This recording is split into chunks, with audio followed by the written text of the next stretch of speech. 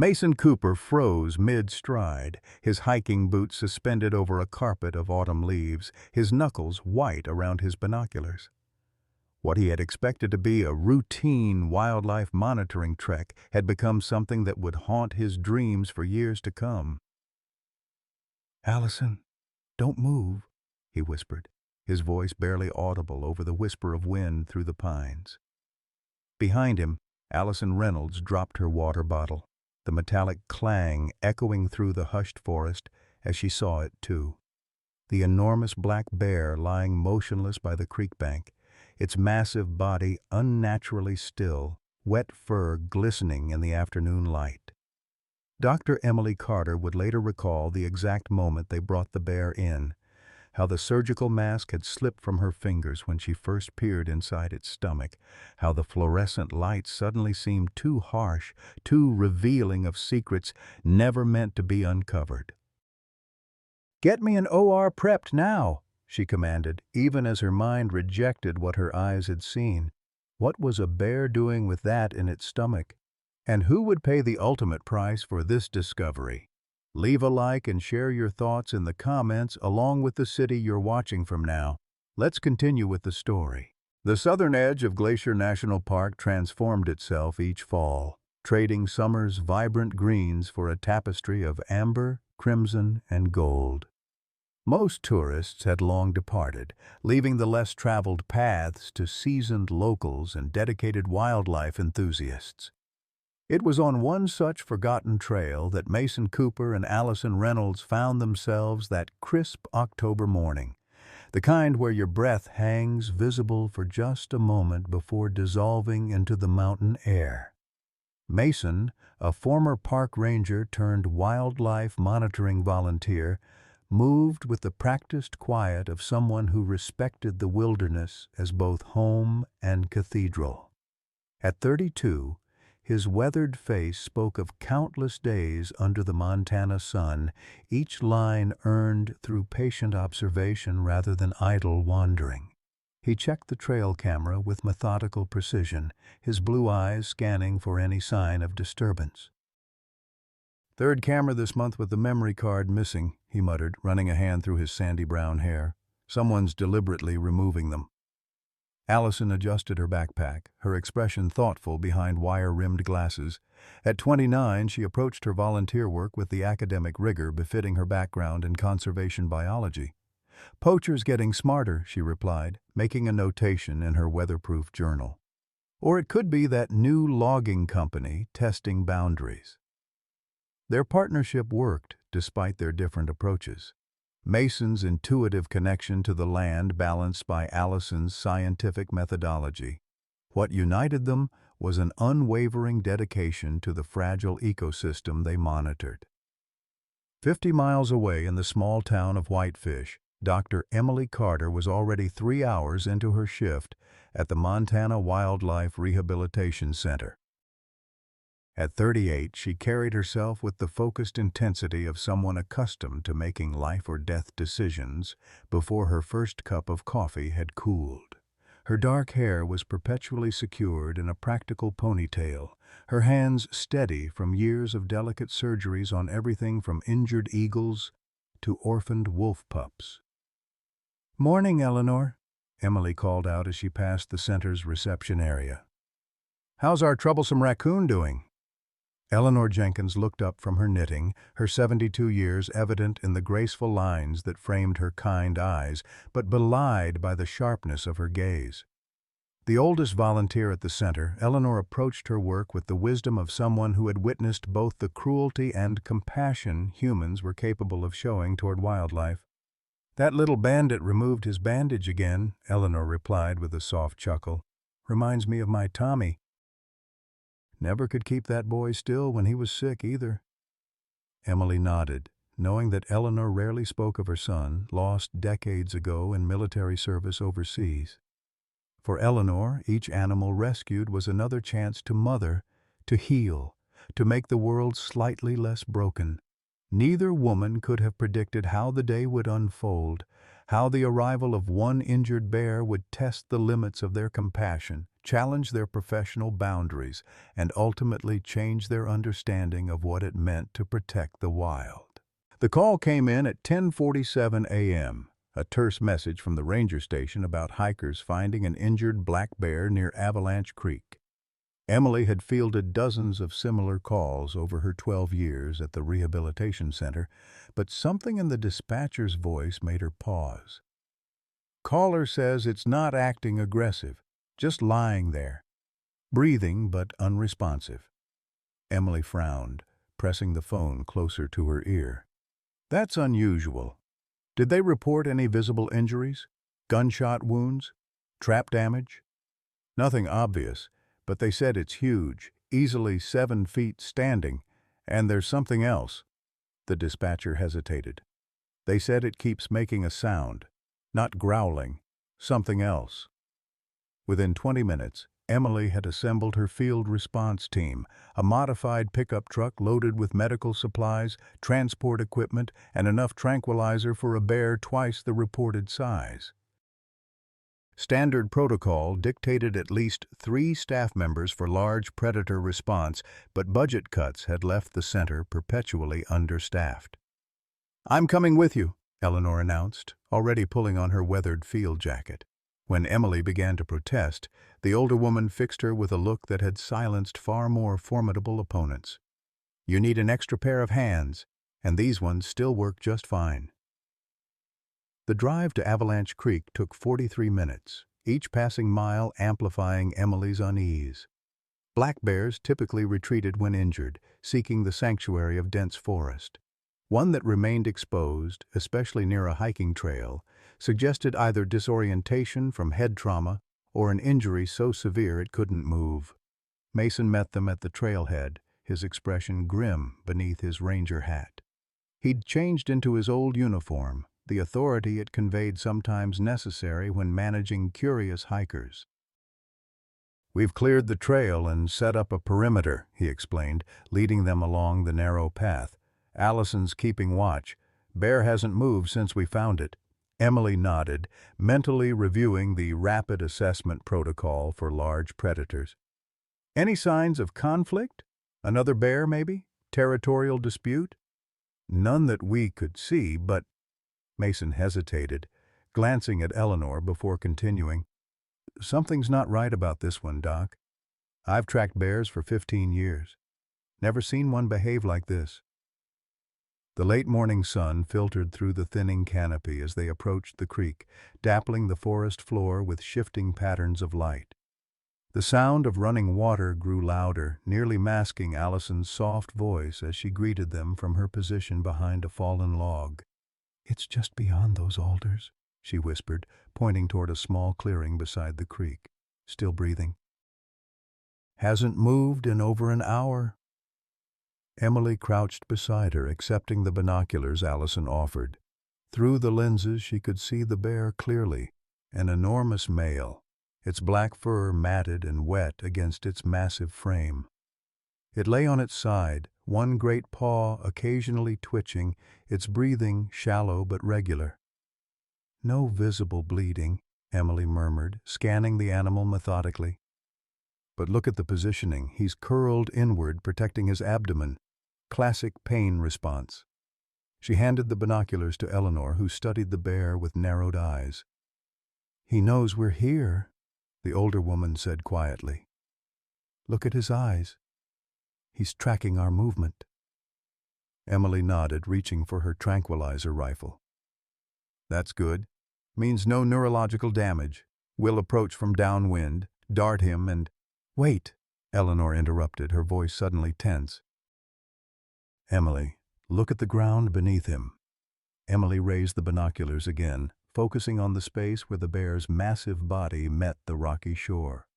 At first, she saw nothing unusual, just wet stones and mud. Then, as the bear shifted slightly, she caught a glimpse of something dark beneath its belly. "Is that—" She couldn't finish the sentence, her mind refusing to process what her eyes were seeing. Mason leaned forward. "What? What do you see?" "I think there's something under him," Emily replied, already unslinging her medical pack. "Could be another animal. Maybe that's why he's not moving. The tranquilizing process went smoother than anyone expected. The dart found its mark in the bear's shoulder, and within minutes, the massive animal's breathing deepened as the sedative took effect. Throughout the process, the bear made no attempt to flee or fight, almost as if, Emily thought uneasily, it was waiting for help. With the bear safely unconscious, the team approached cautiously. Up close, the animal was even more impressive. A male in his prime, at least 15 years old, judging by his size and the silver tipping his muzzle. Emily conducted a quick external examination, her experienced hands finding no broken bones or obvious wounds. "Pulse is slow but steady," she reported, pressing her stethoscope against the bear's chest. "Breathing labored but not critically. Let's roll him slightly so I can check the other side." Mason and Allison positioned themselves at the bear's shoulders, ready to help shift his weight. On Emily's count, they carefully began to move the massive body. What happened next would be seared into Emily's memory for the rest of her life. As the bear rolled slightly, a small dark shape tumbled from beneath its body, then another. 2 tiny black bear cubs, no more than a few months old, had been sheltered beneath the massive male's body. "Oh my God," Allison whispered, her clipboard clattering to the ground. Eleanor moved first, kneeling beside the cubs with a swift grace that belied her age. "They're alive," she announced, her voice thick with emotion as she gently examined the smaller of the two. "Barely, hypothermic and dehydrated." Emily stared in disbelief, her medical training momentarily overwhelmed by the impossibility of what she was seeing. Male bears didn't protect cubs, they were more likely to kill them, eliminating competition and bringing females back into estrus. "This doesn't make sense," Mason said, giving voice to everyone's confusion. "That's not... Bears don't do this." "Well, this one did," Eleanor replied simply, already wrapping the cubs in thermal blankets from Emily's pack. "And he's been doing it for some time, looking at their condition." The smaller cub, a female, was in critical condition, her tiny body cold to the touch, her breathing shallow and irregular.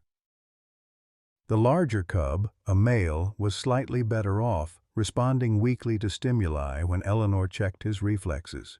"We need to get them to the center immediately," Emily said, professional focus returning as she pulled emergency supplies from her pack.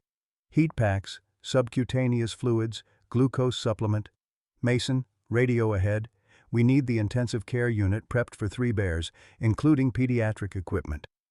As the team worked to stabilize the cubs, Emily returned her attention to the adult bear. With the cubs no longer hidden, she could now see what she had missed earlier: a dark, wet patch on the bear's abdomen, just below the rib cage. "He's bleeding internally," she realized, pressing gently against the swollen area. "Recent trauma, could be a gunshot wound, could be blunt force. Can't tell without imaging." The gravity of the situation settled over the clearing. They had limited time, limited resources, and 3 critically injured bears, including a massive predator that had somehow defied its nature to protect cubs that likely weren't even his own.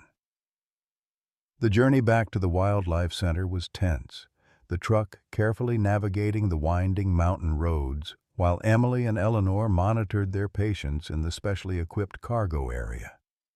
The cubs had been placed in temperature-controlled transport cases, while the adult bear lay secured on a reinforced stretcher, an IV line delivering fluids directly into his massive foreleg. "His name is Shadow," Eleanor said suddenly, her hand resting lightly on the bear's thick fur. Emily glanced up from checking the male cub's vital signs. "What?" "Shadow," Eleanor repeated firmly. "If we're going to save him, he needs a name." Emily started to object. Naming wildlife patients was discouraged, a professional boundary meant to prevent emotional attachment. But the words died in her throat. There was something about this bear, this impossible protector, that defied standard protocol.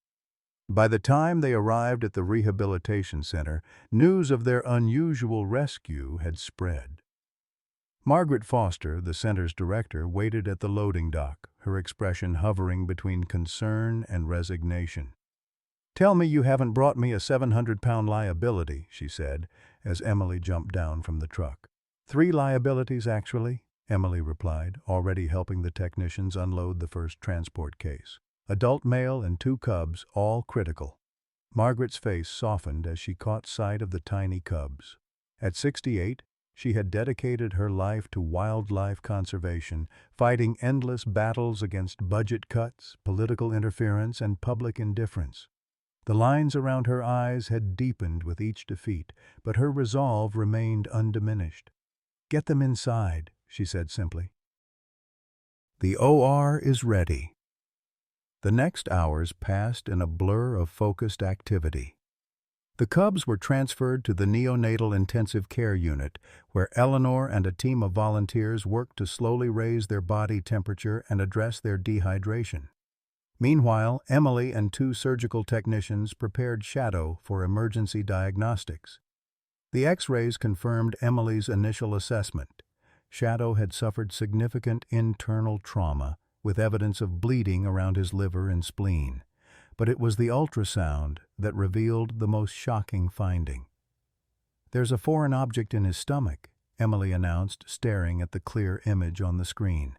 "Metallic, judging by the reflection. About 2 inches in diameter." "Trash?"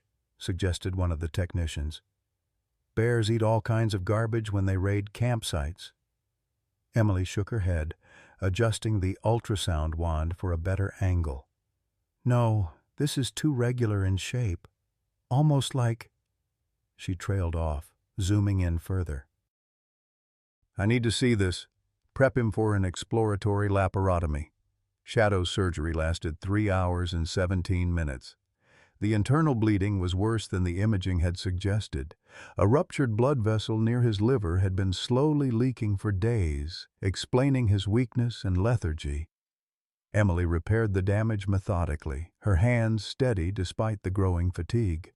When she finally reached the stomach, she carefully made an incision in the gastric wall, mindful of the delicate tissues. Using long forceps, she reached inside and gently extracted the foreign object. In the harsh light of the operating room, Emily stared at what lay in the metal pan before her. It wasn't trash. It wasn't a rock or a piece of metal debris. It was a locket, a small silver heart-shaped pendant on a broken chain. The surface was scratched and dented, but still intact enough that when Emily carefully pried it open with gloved fingers, she could see what was inside. A tiny photograph of a smiling young boy, no more than 6 years old. Emily felt the blood drain from her face as recognition dawned, distant at first, then crashing over her with physical force. The operating room seemed to tilt around her, the walls bending inward as a memory surfaced. A trauma bay, 5 years earlier. A child with that same smile broken beyond repair after a bear attack. The locket slipped from her suddenly nerveless fingers, landing back in the pan with a soft clink that somehow echoed like thunder. "Dr. Carter?" One of the technicians touched her arm, concern evident in her voice. "Are you okay?" Emily couldn't answer, because she knew exactly whose locket this was and why its presence in Shadow's stomach was impossible. Unthinkable. It belonged to a child who had died on her operating table 5 years ago. Little James Harris, whose father had sworn vengeance on every bear in the mountains after burying his son and wife. The same Daniel Harris who had become one of the most notorious illegal hunters in the region. Emily stared at the silver locket, memories flooding back with such force that she had to grip the edge of the surgical table. The operating room around her continued its methodical rhythm, monitors beeping, technicians moving efficiently, but she stood frozen in the eye of a personal storm. "Dr. Carter?" The surgical tech's voice seemed to come from far away. "Should I document this as evidence?" Emily blinked, professional training reasserting itself through the haze of shock. "Yes, Photograph it exactly as is, then secure it in an evidence container. Her voice sounded strange to her own ears. And call Sheriff Wilson. This is evidence in an ongoing investigation. With practiced motions that belied her inner turmoil, Emily completed Shadow's surgery, closing layer after layer of tissue with precise sutures. The bear had lost nearly 20% of his blood volume. His recovery, if he survived at all, would be measured in weeks rather than days. In the adjacent recovery room, monitors chirped quietly as Shadow's massive chest rose and fell under sedation.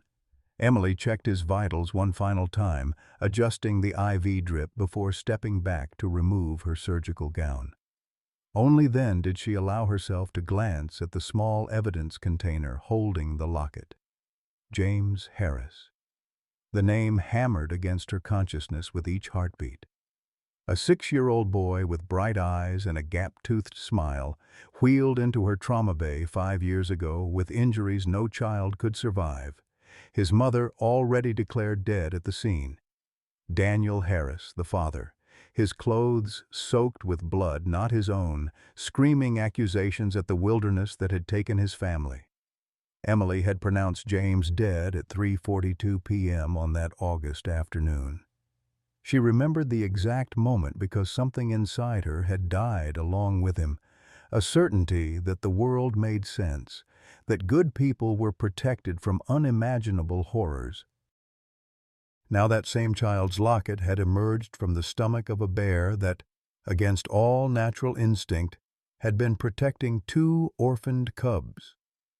"Dr. Carter?" Emily turned to find Margaret standing in the doorway, her expression grave. "The sheriff is here, and you should know. Eleanor's identified one of those cubs." Margaret hesitated. "It's almost certainly Shadow's biological offspring. But the other one—" "What about it?" Emily asked, suddenly alert. Dr. Wright did a preliminary genetic swab. The coloration pattern is wrong for Shadow's lineage. That cub is from a different sire, possibly even a different maternal line altogether. Emily followed Margaret to her office, where Sheriff Robert Wilson waited, his tall frame somehow making the director's cluttered office seem even smaller. At 50, Wilson carried his authority with quiet confidence, his weathered face reflecting years of navigating the complex relationship between the human and wild residents of Glacier County. "Doctor," he greeted her with a nod. "Heard you found something interesting in your patient." Emily placed the evidence container on the desk between them. A silver locket belonging to James Harris, son of Daniel Harris. The sheriff's expression didn't change, but Emily noticed his posture stiffened slightly. The same Daniel Harris currently facing 3 indictments for illegal hunting in the park? The same Daniel Harris whose wife and son were killed by a bear 5 years ago? Emily confirmed quietly. "I was the attending physician when they brought James in. There was nothing we could do." Sheriff Wilson carefully opened the container and examined the locket without touching it. "And you're certain this is the Harris boys?"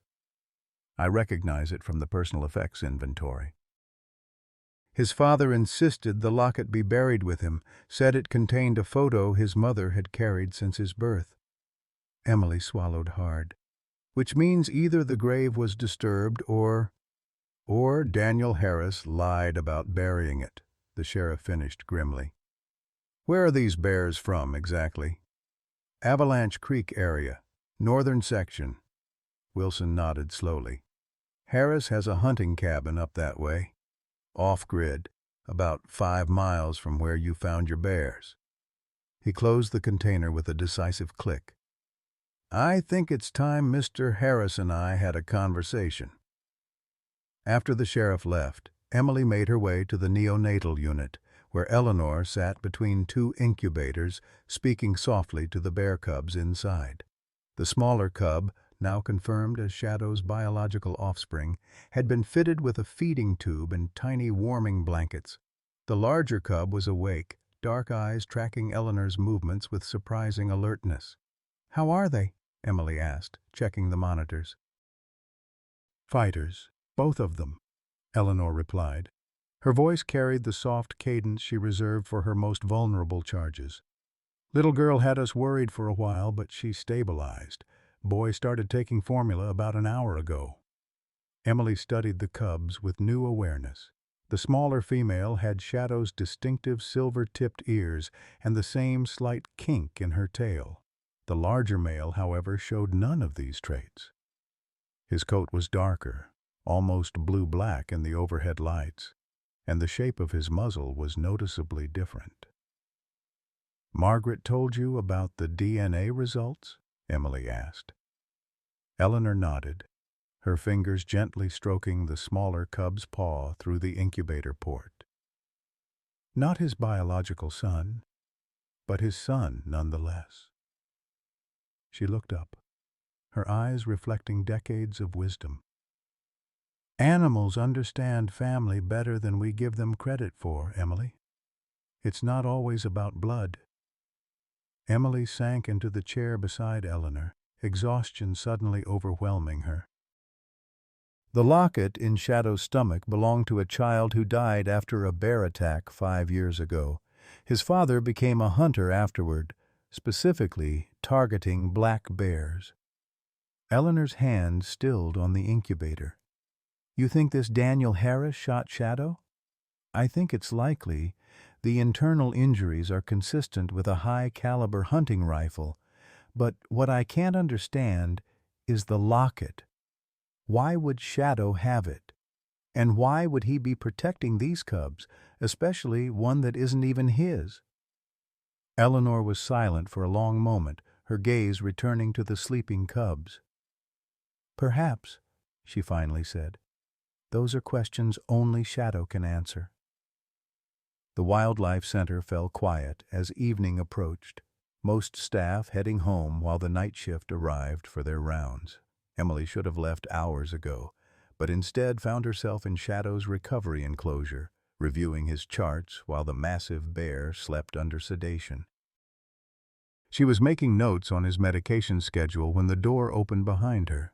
Dr. Thomas Wright entered, carrying a tablet computer and wearing the perpetually harried expression of someone with too many research projects and too little time.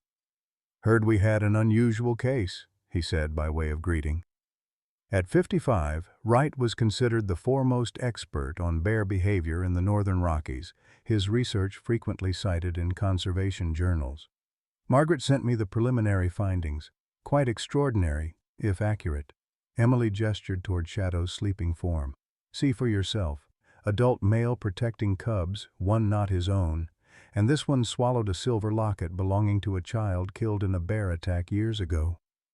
Wright circled the enclosure, studying Shadow with academic interest. "Male bears have been documented with cubs before, though rarely. Usually it's a temporary arrangement. Opportunistic." "This wasn't opportunistic," Emily countered. "This bear was severely injured, bleeding internally. He could have abandoned those cubs at any time to save himself. Instead, he positioned his body to shelter them, even as he was dying." Wright made a non-committal sound, scrolling through data on his tablet. "We've tracked a bear matching this one's description for several years. Tagged him back in 2019 near Logan Pass. We called him MB-17, but the local rangers nicknamed him Shadow because of his unusual coloration and nocturnal habits." "That's what Eleanor's been calling him," Emily said with faint surprise. "MB-17 lost his mate in a landslide 3 years ago," Wright continued. "She was pregnant at the time. After that, he became solitary, covering unusual territory for a male his age, almost as if searching for something." Emily felt a chill that had nothing to do with the room's temperature. "The smaller cub is almost certainly his biological offspring, but the other one—" "Yes, I saw the preliminary DNA results." "Different paternal markers entirely." Wright set down his tablet, his academic detachment slipping just slightly. "Emily, I've studied bears for 30 years. I've never seen behavior like this. It defies everything we know about male black bears." "Unless he had a reason?" Emily said quietly. "A connection to these cubs beyond biology." Before Wright could respond, Emily's phone buzzed with a text message from Sheriff Wilson. "Harris in custody. Found cache of bear parts, illegal weapons. Insists on talking to the doctor who couldn't save my boy. Coming your way." Emily stared at the message, a cold dread settling in her stomach. She had hoped never to face Daniel Harris again. Not after that terrible day in the trauma bay. Not after his wild accusations and threats that had required security to remove him from the hospital. "I need to go," she told Wright abruptly. "Sheriff's bringing someone in. A suspect." Wright raised an eyebrow. "The hunter?" "Yes." "And he wants to talk to me, specifically." Emily checked Shadow's monitors one last time. "Call me immediately if there's any change in his condition." Emily waited in Margaret's office, staring out the window at the darkening sky. The first stars were appearing, pinpricks of light against deepening blue, when Sheriff Wilson's patrol car pulled into the parking lot. Daniel Harris looked smaller than she remembered. 5 years ago, he had seemed to fill the hospital corridor with his grief and rage, a bear of a man himself with his broad shoulders and wild beard. The figure who emerged from the sheriff's car now was diminished somehow. Thinner, his posture stooped, his once wild beard now shot through with gray. Emily steeled herself as Wilson led Harris into the office, noting the handcuffs securing his wrists. Up close, the changes in Harris were even more apparent. Deep lines bracketed his mouth, and his eyes held the flat, empty look of someone who had been living with pain for so long it had become his only companion. "Dr. Carter," he said, his voice a rough whisper. "Been a long time." "Mr. Harris," Emily acknowledged, keeping her voice professional. "Sheriff Wilson says you wanted to speak with me." Harris glanced at the sheriff, then back to Emily. "Could we talk alone, please?" Wilson shook his head. "Not happening, Harris. You're in custody for multiple wildlife violations and—" "It's okay, Sheriff," Emily interrupted. "I'll speak with him, but I'd like you to stay." After a moment's hesitation, Wilson nodded, taking up position near the door as Harris lowered himself into a chair across from Emily. "They found my boy's locket," Harris said without preamble. "Inside that bear." Emily studied him carefully. "Yes. Can you explain how it got there?" Harris's hands twisted together despite the handcuffs. "That bear. Is it still alive?" "For now, his condition is critical." Something like relief flickered across Harris's face, surprising Emily. "Good. That's good. He needs to live." The unexpected response threw Emily momentarily. She had expected denial, perhaps rage, but not this apparent concern. "Mr. Harris, you're facing serious charges for illegal hunting, including the shooting of a protected species. If you have information about how this bear was injured—" "I shot him," Harris interrupted, his voice hollow. 3 weeks ago, tracked him for days, had him in my sights. Perfect shot." He swallowed hard. "I wanted him to suffer, like I've been suffering, like my family suffered." Emily felt a cold anger rising within her. "You deliberately wounded an animal and left it to die? Do you have any idea?" "I went back for him," Harris cut in, his eyes suddenly intense. 2 days later, thought he'd be dead or dying. "Brought my knife to take trophies." His voice broke on the last word. "But when I found him, he wasn't alone. He had cubs with him. 2 tiny things, starving, terrified. And he was protecting them." Harris fell silent, his gaze dropping to his hands. When he spoke again, his voice was barely audible. "I've hated bears since I lost Sarah and James, killed dozens, kept their claws, their teeth. Trophies." His shoulders hunched further. "But I'd never seen anything like this. This bear, this one I shot." He was willing to die protecting those cubs, just like I would have died protecting my son. Emily found herself unable to speak, the parallel too stark to ignore. I couldn't kill him after that, Harris continued. Couldn't leave those cubs either. So I brought them food, water, did what I could without getting too close, and I left. I left James's locket, the one thing I had left of my boy. Why? Emily finally managed to ask. Why would you leave your son's locket with the animal you believe killed your family? Harris looked up, his eyes suddenly swimming with tears. Because I was wrong, Doctor. All these years, all this hate, I was wrong. He took a shuddering breath. The bear that attacked my family was a female with a distinctive white patch on her chest. This bear, the one you call Shadow, he's not the same animal. He couldn't be. Then why target him specifically? Sheriff Wilson asked from his position by the door. Because he was there, Harris said simply. Because he was a bear, and bears took my family. It didn't matter which one. They were all guilty in my mind.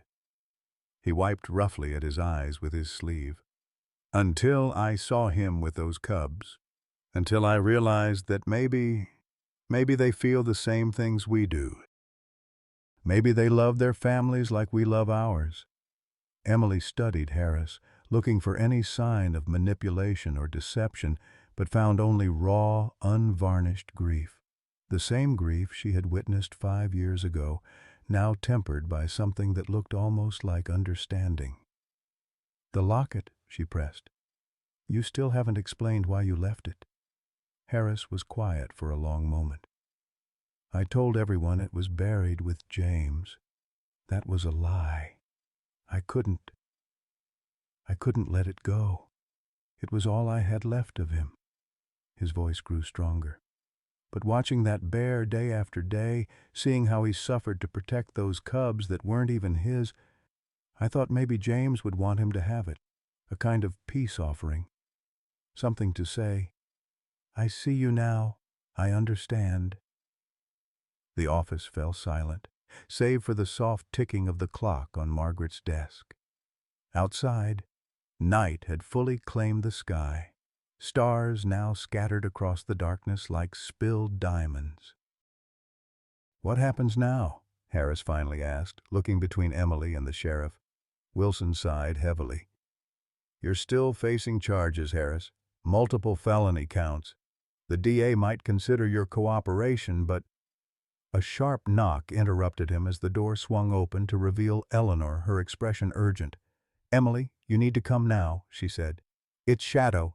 He's awake, and he's trying to get to the cubs.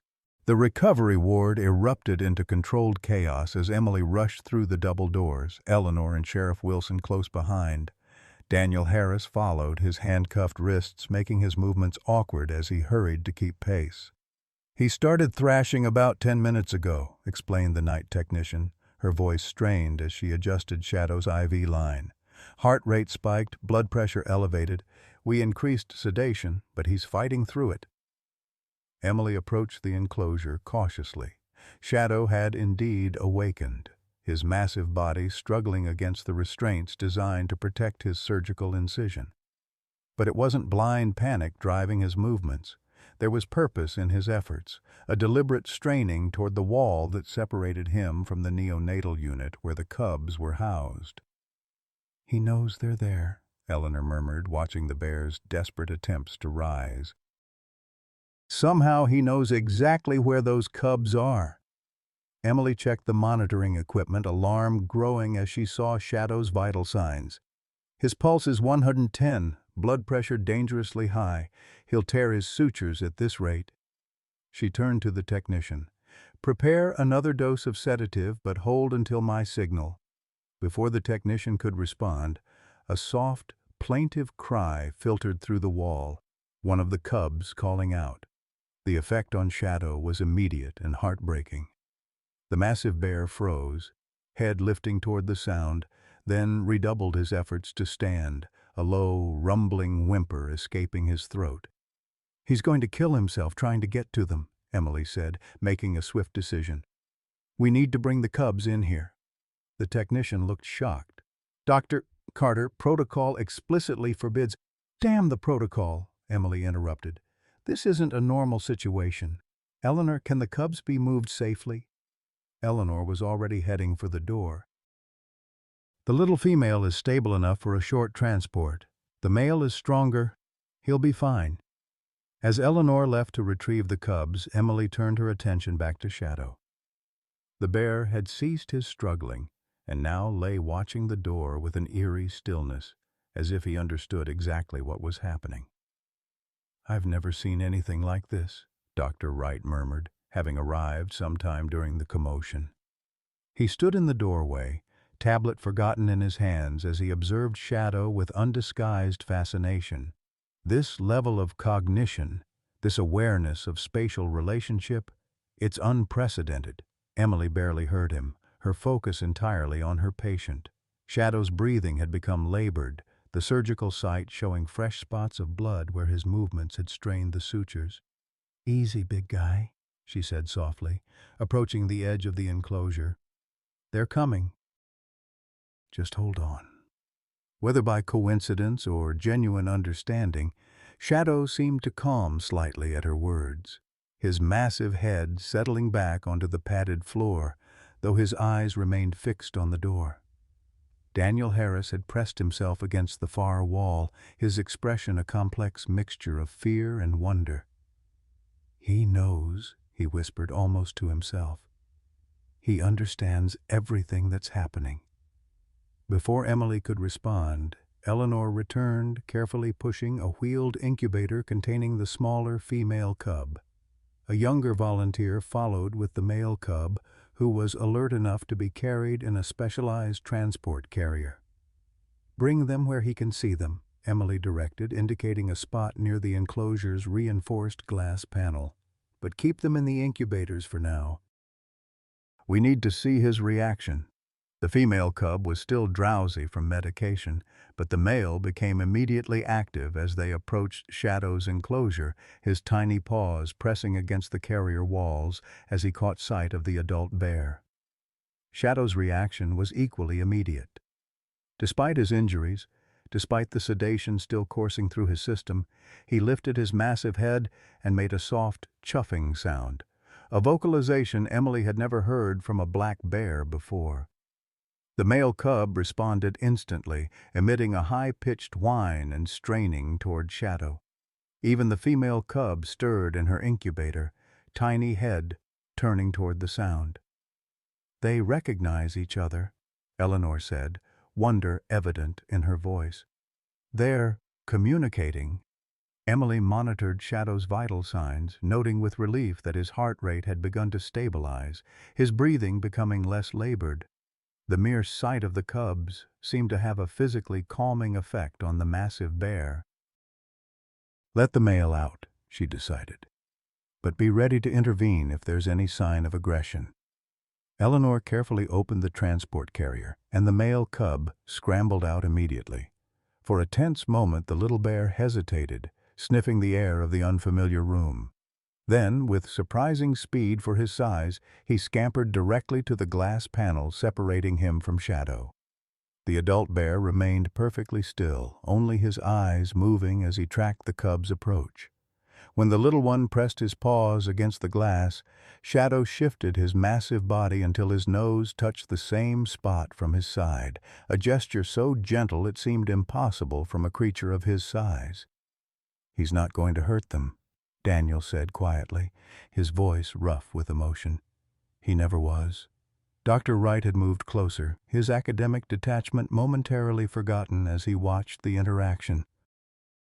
In 30 years of field research, I've documented exactly 2 cases of male bears tolerating cubs and never showing protective behavior.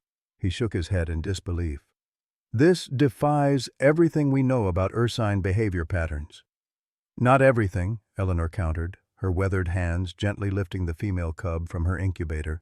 Just everything we thought we knew. The smaller cub was still weak, her movements uncoordinated as Eleanor carefully placed her next to her brother.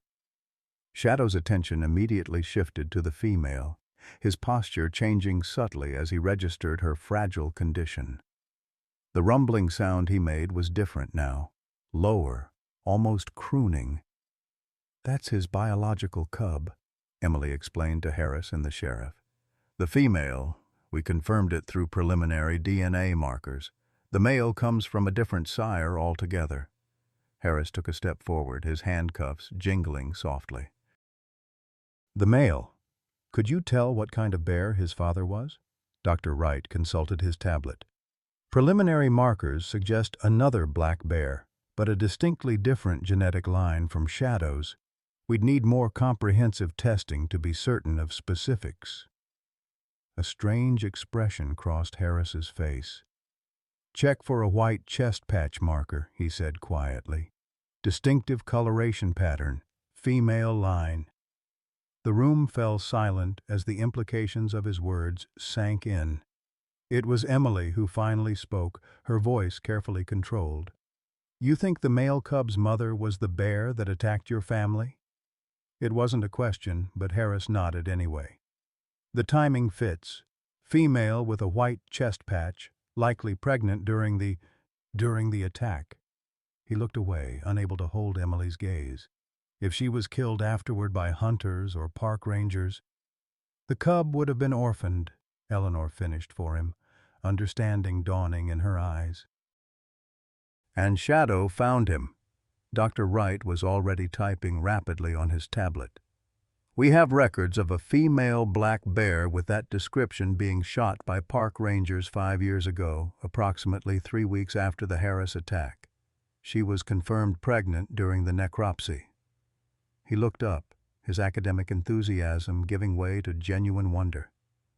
"If this is her offspring, and if Shadow somehow connected this cub to his lost mate, then he's been protecting the orphaned child of the bear that killed my family," Harris said, his voice hollow with disbelief, "while I've been hunting him for years." The irony hung heavy in the air, broken only by the soft sounds of the cubs as they explored the edge of Shadow's enclosure. The massive bear watched them with unwavering attention, his earlier distress now replaced by a focused alertness. "Shadow needs rest," Emily said finally, checking his vitals again. "And these cubs need feeding. We should return them to the neonatal unit for now." As if understanding her words, Shadow made a low sound of protest. The cubs immediately responded, the male cub pawing more insistently at the glass, while the female emitted a soft whine. "They don't want to be separated again," Eleanor observed. "And frankly, I'm not sure it's medically advisable. Shadow's vitals improved dramatically when they arrived, and the female cub is more responsive than I've seen since we brought her in." Emily hesitated, weighing medical protocol against the undeniable evidence before her. "We could modify the enclosure," she said slowly. "Create a protected area for the cubs with access to Shadow under supervision. It's unorthodox, but—" "This whole situation is unorthodox," Sheriff Wilson pointed out from his position near the door. "Might as well see it through." Over the next hour, the team worked to reconfigure Shadow's recovery enclosure, creating a smaller protected space within it where the cubs could remain safely while still maintaining visual and limited physical contact with the adult bear. Throughout the process, Shadow remained calm, his eyes tracking every movement with intelligent interest. "He understands what we're doing," Eleanor said confidently as she supervised the installation of a specialized feeding station for the cubs. "See how he stays perfectly still when we're working closest to where the cubs will be? He's cooperating." Emily found herself agreeing. There was an undeniable awareness in Shadow's eyes, a comprehension that seemed to transcend normal animal cognition. When the modifications were complete and the cubs were finally placed in their new enclosure, Shadow's relief was almost palpable.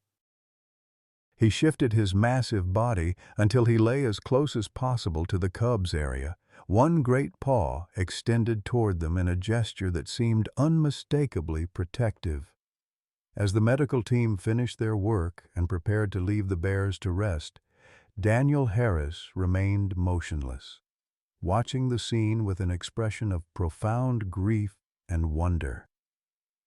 "I spent 5 years hating them," he said, his voice barely audible. "Hunting them, killing them. And all that time, this bear was doing what I couldn't, protecting an orphaned cub, even one from the bear that caused so much pain." He looked at Emily, his eyes wet. "What does that make me?" Before Emily could respond, Margaret Foster appeared in the doorway, her expression grave. "Dr. Carter, a word?" she requested, gesturing to the hallway. Outside the recovery room, Margaret wasted no time with pleasantries. The board called an emergency session after hearing about tonight's events. "They're concerned about resource allocation, liability issues." She broke off, pinching the bridge of her nose in frustration. "They want to know why we're expending significant resources on an adult male black bear when we're already facing budget cuts."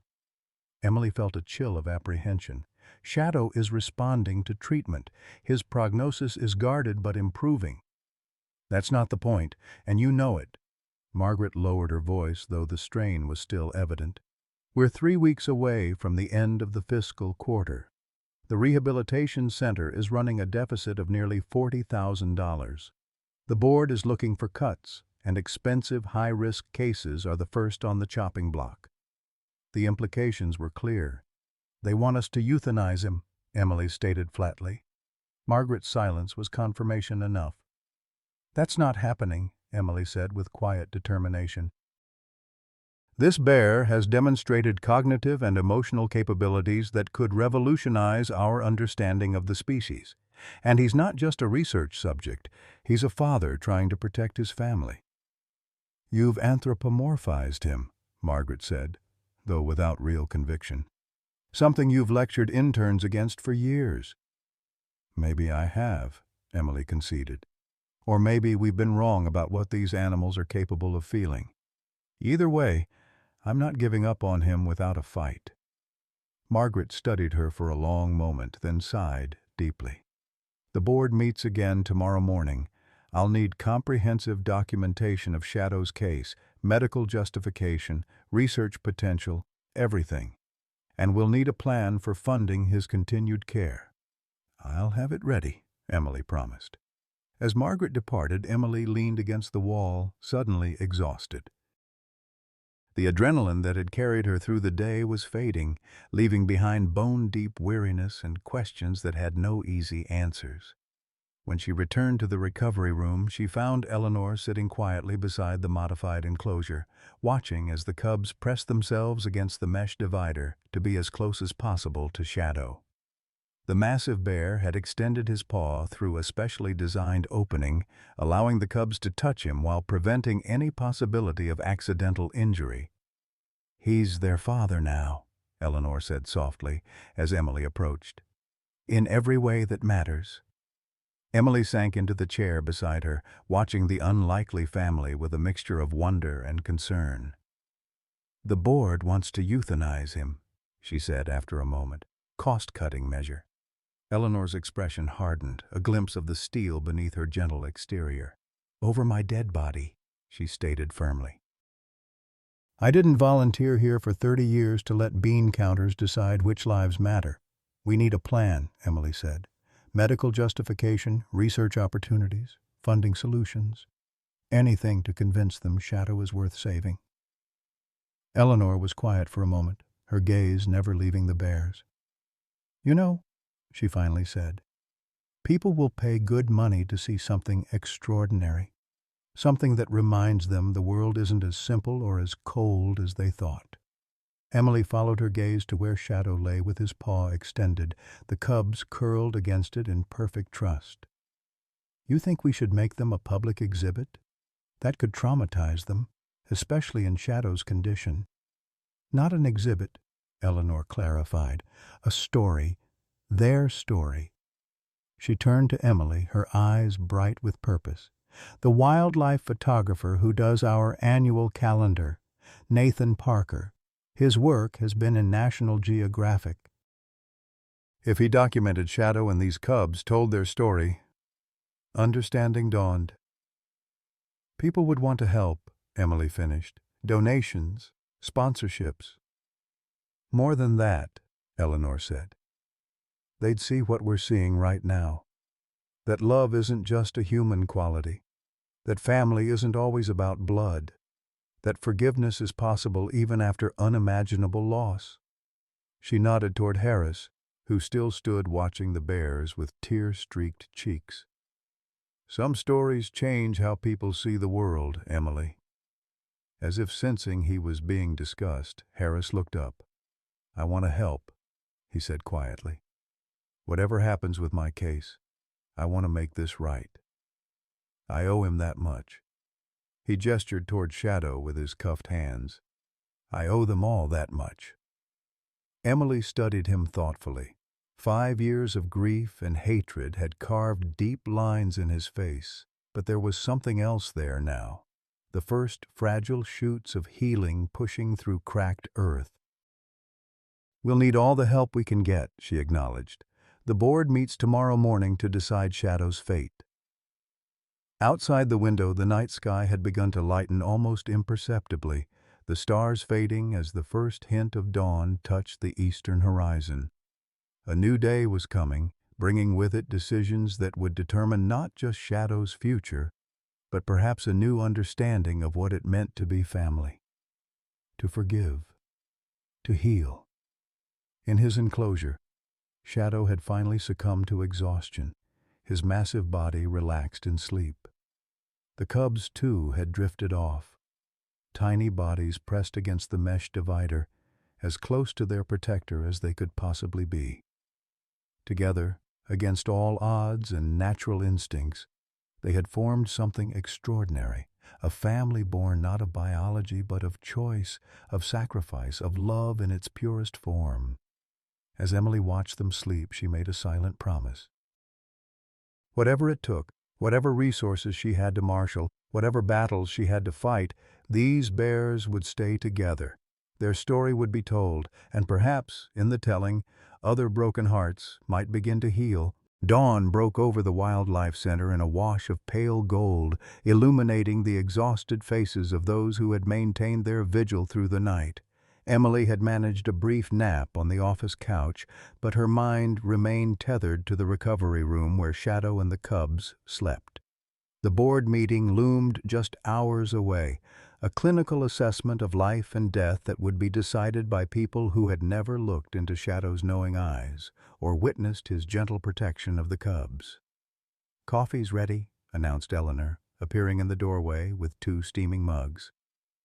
At 72, she showed no signs of fatigue despite the sleepless night. "Nathan's here too, brought all his equipment."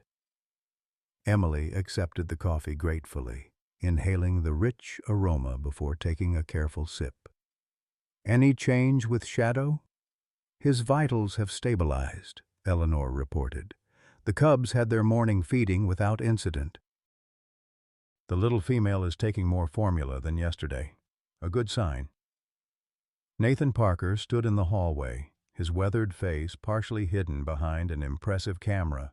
At 56, he had built his reputation documenting the wild places and creatures that most humans never witnessed. Wolves hunting in winter moonlight, mountain lion mothers teaching cubs to climb, the secret rituals of mating eagles. His photographs captured not just images, but entire stories. Moments that revealed the complex inner lives of animals typically viewed as mere instinct-driven creatures. "Eleanor filled me in," he said by way of greeting. "Sounds like you've got something special here." Emily nodded, running a hand through her disheveled hair. "Special doesn't begin to cover it, but we need to document it properly, tell their story in a way that will convince the board and potential donors that these bears deserve a chance." Nathan's eyes crinkled with understanding. "Money talks, especially in conservation. I've seen it before." He patted his camera bag. "Let me see them. I'll tell you if I can help." They made their way to the recovery room where the morning staff had already begun their rounds. Shadow was awake, his massive head lifted to watch the technicians as they checked equipment and recorded vital signs. The cubs were also stirring, the male already exploring his enclosure while the female observed from the safety of her warming pad. Nathan inhaled sharply at the sight. "My God," he whispered, instinctively raising his camera. "The size of him!" Shadow's attention immediately shifted to the newcomer, his dark eyes assessing Nathan with unnerving intelligence. After a moment's consideration, the bear seemed to dismiss him as non-threatening, returning his focus to the cubs. "May I?" Nathan asked, gesturing with his camera. "Slowly," Emily cautioned. "No flash and keep your movements deliberate." For the next hour, Nathan worked in reverent silence, his camera capturing the subtle interactions between Shadow and the cubs. He documented the way Shadow extended his paw through the specially designed opening for the cubs to touch, how the male cub brought pieces of food to the mesh divider as if offering them to his protector, how the female, still weak but improving, pressed herself against the barrier to sleep as close as possible to Shadow's massive form. "In 30 years of wildlife photography," Nathan finally said, lowering his camera, "I've never seen anything like this. Ever." He scrolled through the images on his display screen, showing Emily a particularly poignant shot of Shadow gently touching the female cub's paw through the mesh. "This isn't just remarkable behavior. It's a story that will resonate with anyone who's ever loved a child, anyone who's ever protected something vulnerable." Emily studied the image, hope flickering to life within her. "Do you think it's enough? Enough to convince the board, to generate donations?" "More than enough," Nathan assured her. "But there's another element here that makes this truly unique." He nodded toward the observation window where Daniel Harris still sat, now under the supervision of a deputy who had relieved Sheriff Wilson during the night. "The human connection, the hunter who found redemption, who recognized himself in the bear he once hunted. That's what will make this story impossible to ignore." Eleanor, who had been quietly observing from the doorway, stepped forward. "He's right, Emily. This isn't just about saving 3 bears. It's about what these bears can teach us, about forgiveness, about family, about healing from the deepest wounds." Emily glanced at the wall clock. 2 hours until the board meeting. "We need to prepare our case, medical documentation, Nathan's photographs, a care plan, and budget." She hesitated, then made a decision. "And I want Daniel Harris to speak to the board." Eleanor's eyebrows rose in surprise. "The man who shot Shadow. Will the board even allow it?" "They'll have to," Emily said firmly. "His testimony is crucial. He's the connection between Shadow, the cubs, and the locket. The evidence that there's more happening here than we can explain through conventional understanding of bear behavior." Nathan was already packing his equipment, a determined expression on his face. "I'll get these images processed and ready for presentation. I have contacts at National Geographic and several conservation organizations. I'll make some calls, see if I can secure preliminary interest for a feature story."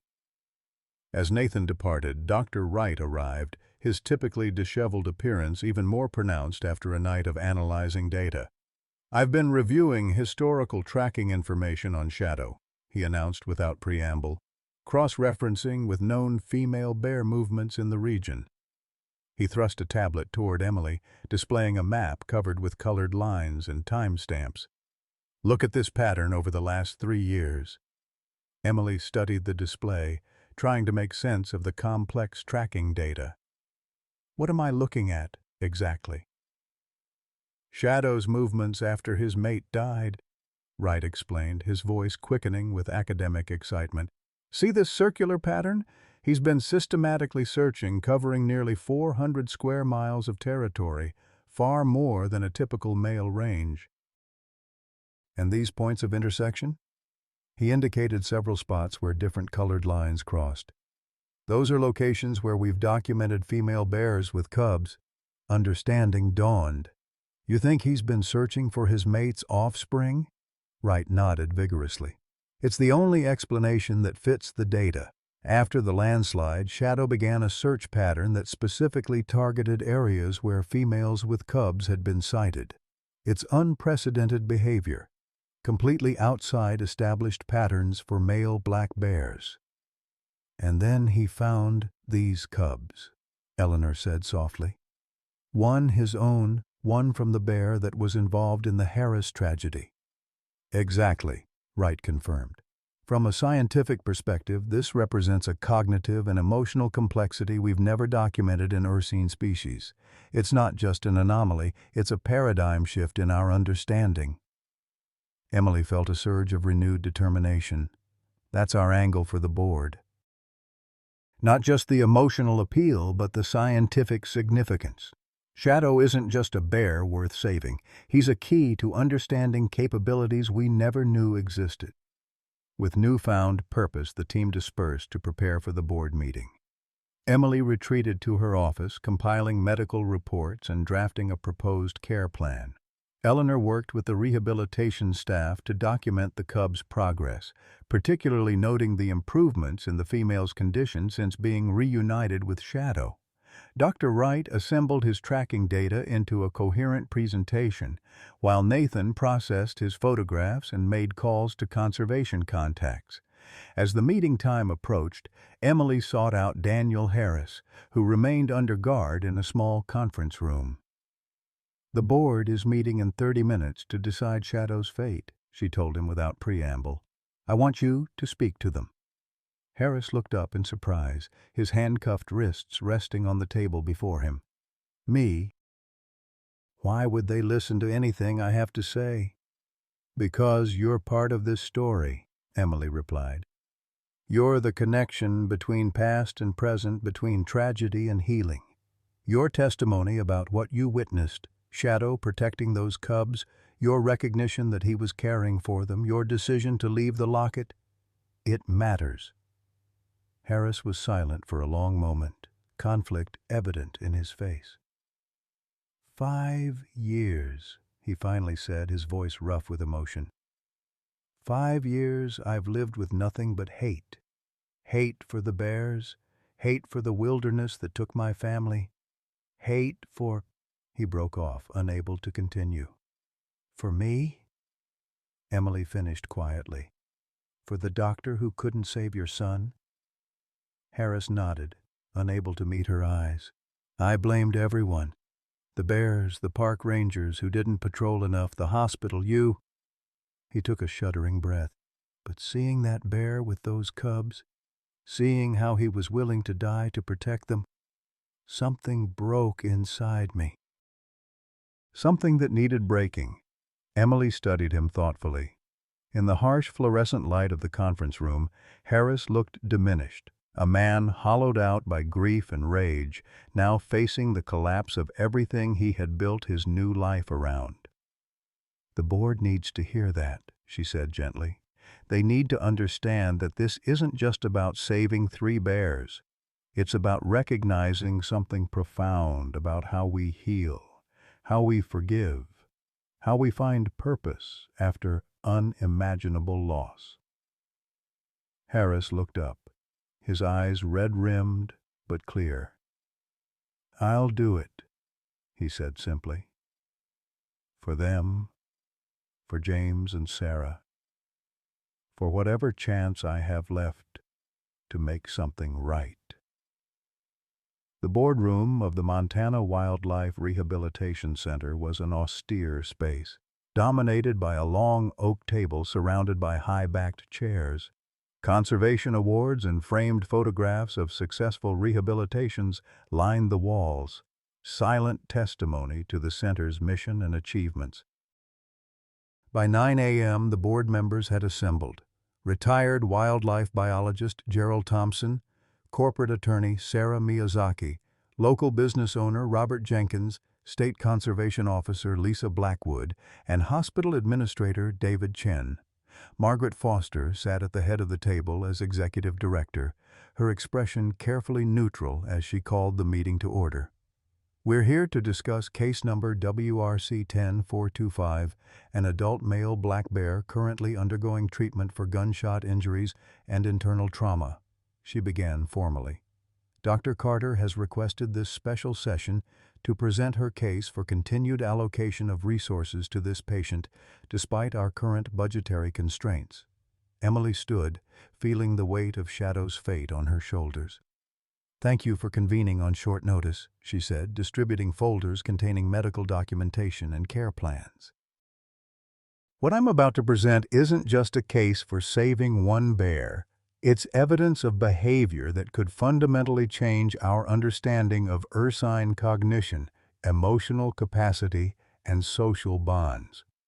For the next 20 minutes, Emily methodically presented Shadow's case, supported by Dr. Wright's tracking data and Nathan's powerful photographs.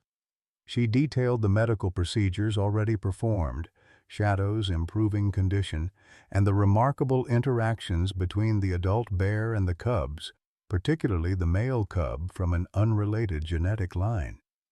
"This bear has demonstrated behavior that contradicts everything we thought we knew about male black bears," she concluded. "He's not just protecting these cubs, he's nurturing them, comforting them, sacrificing for them. And he's been searching for years, specifically targeting areas where females with cubs have been sighted." The board members exchanged glances, their expressions ranging from skepticism to cautious interest. "Fascinating behavioral anomaly," Gerald Thompson acknowledged, tapping his fingers thoughtfully on the table.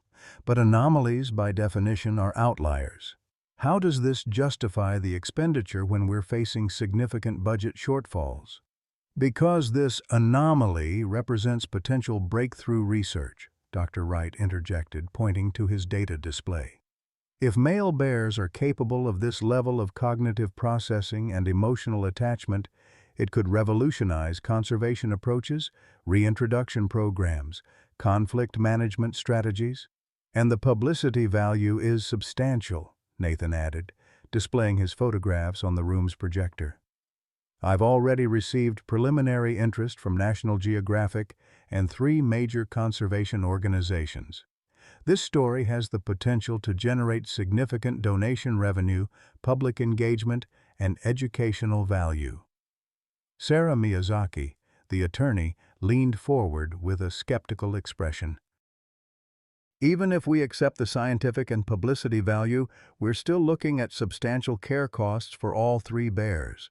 The adult male alone will require weeks of intensive treatment, specialized housing, ongoing monitoring." "I have a proposal for that," Eleanor said, rising from her seat with the dignified grace that had silenced many a boardroom over her 7 decades. "The Jenkins Foundation has supported wildlife conservation for 30 years. My late husband established it before his passing, and I've continued his work." She placed a document on the table. "This is a pledge of $50,000 specifically for the care of these 3 bears, contingent upon the board's approval of Dr. Carter's proposal." A stunned silence fell over the room. Eleanor Jenkins had been volunteering at the center for decades, but few knew of her connection to the wealthy Jenkins Foundation, which typically funded larger conservation initiatives throughout the Northwest. "That's very generous, Mrs. Jenkins," Margaret said carefully. "But there are other considerations beyond funding. The liability issues alone, housing an adult male bear with cubs, contradicts our established protocols.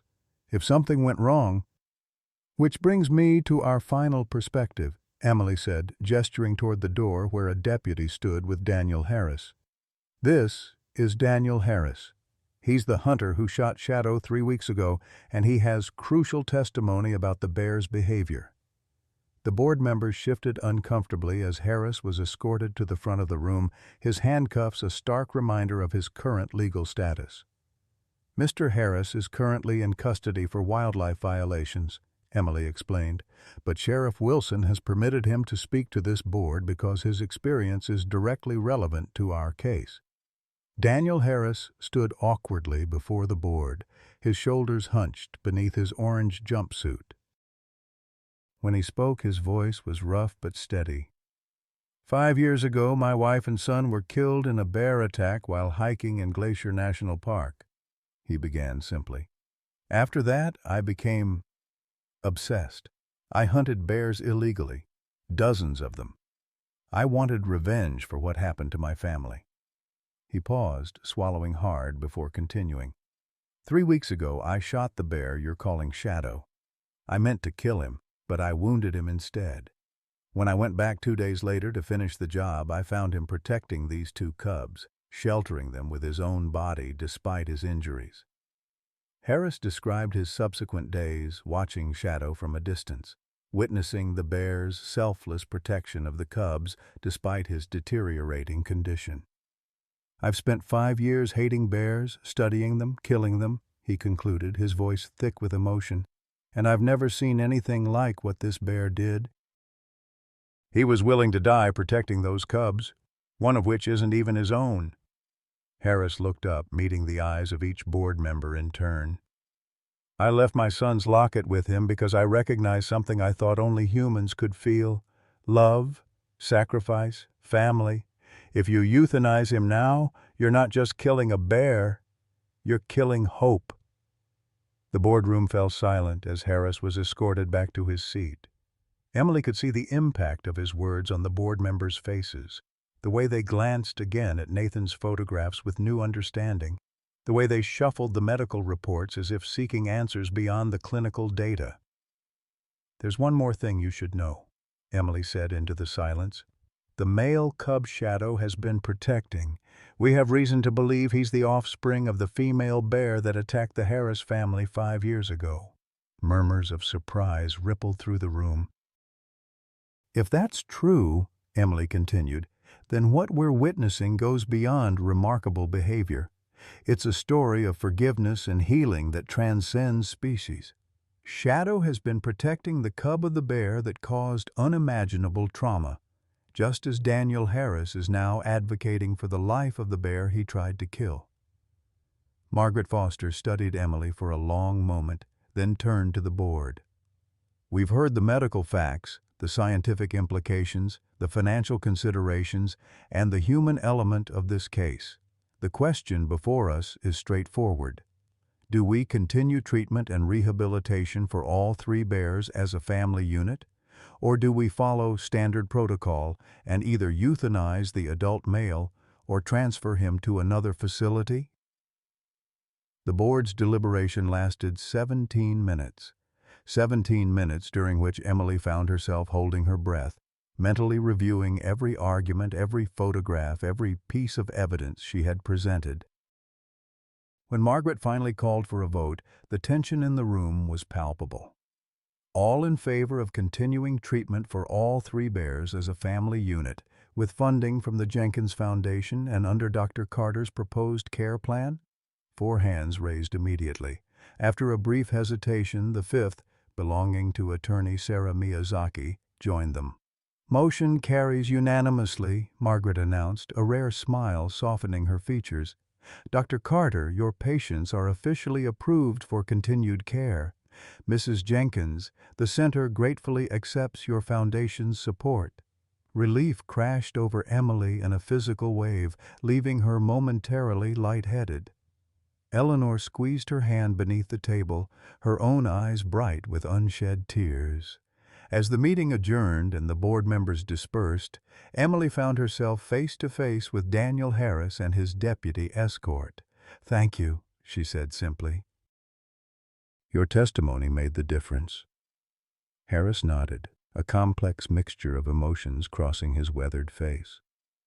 "What happens to me now?" "That's up to the courts," Emily replied honestly. "But I'll speak on your behalf if you'd like. Explain what you've done to help Shadow and the cubs." "I'd appreciate that," Harris said quietly. "And I'd like to see them again before they take me back to county, if that's allowed." Emily glanced at the deputy, who gave a small nod of permission. "Of course. They're your family too, in a way, all connected by that locket."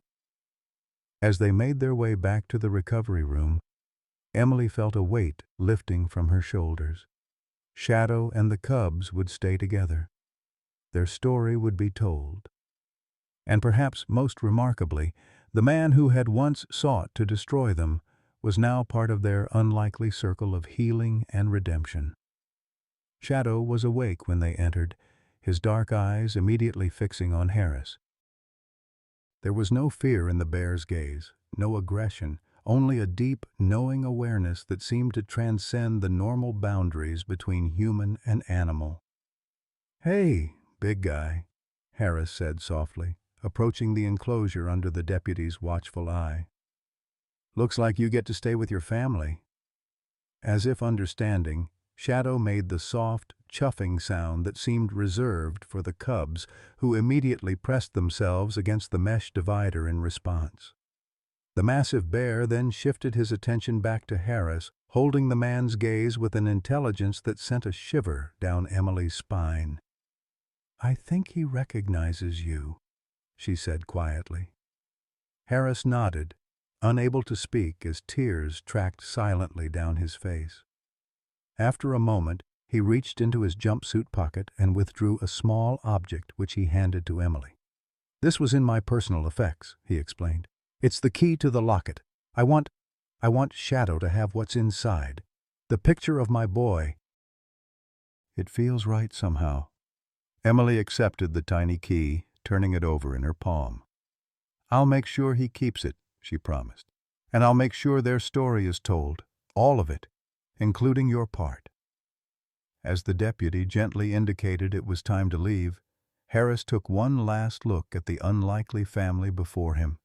The massive bear who had defied nature to protect orphaned cubs, the tiny lives flourishing under his care, the bonds that had formed in the face of tragedy and against all odds. "Take care of them," he said simply. Then, with a nod to Emily and Eleanor, he allowed himself to be led away. In his enclosure, Shadow watched Harris's departure with the same intelligent gaze that had unsettled and amazed Emily from the beginning. Then, with deliberate movements that seemed to consider his healing wounds, the massive bear settled himself as close as possible to the cub's enclosure, extending his paw through the opening for them to touch. "He's going to make it," Eleanor said confidently, checking the monitors displaying Shadow's vital signs. "They all are." As if in agreement, the female cub, still the weaker of the two but improving steadily, moved from her warming pad to press against Shadow's extended paw. Her brother joined her a moment later, the two tiny bodies huddled together in the protective shadow of their unlikely guardian. Outside the window, the October sun climbed higher in a cloudless sky, its light falling in golden rectangles across the recovery room floor.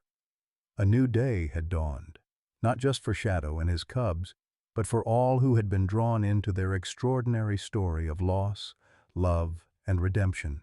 3 weeks passed in a rhythm of small victories and setbacks. Shadow's recovery progressed with agonizing slowness, his massive body fighting infection, blood loss, and the trauma of surgery. There were nights when Emily stayed by his enclosure until dawn, monitoring his labored breathing, adjusting medications, refusing to surrender to the whispered doubts that occasionally slipped through her professional armor. "Bears are resilient creatures," Dr. Wright reminded her during one particularly difficult evening when Shadow's fever spiked dangerously, "and this one has more reason than most to keep fighting." The cubs thrived under Eleanor's devoted care.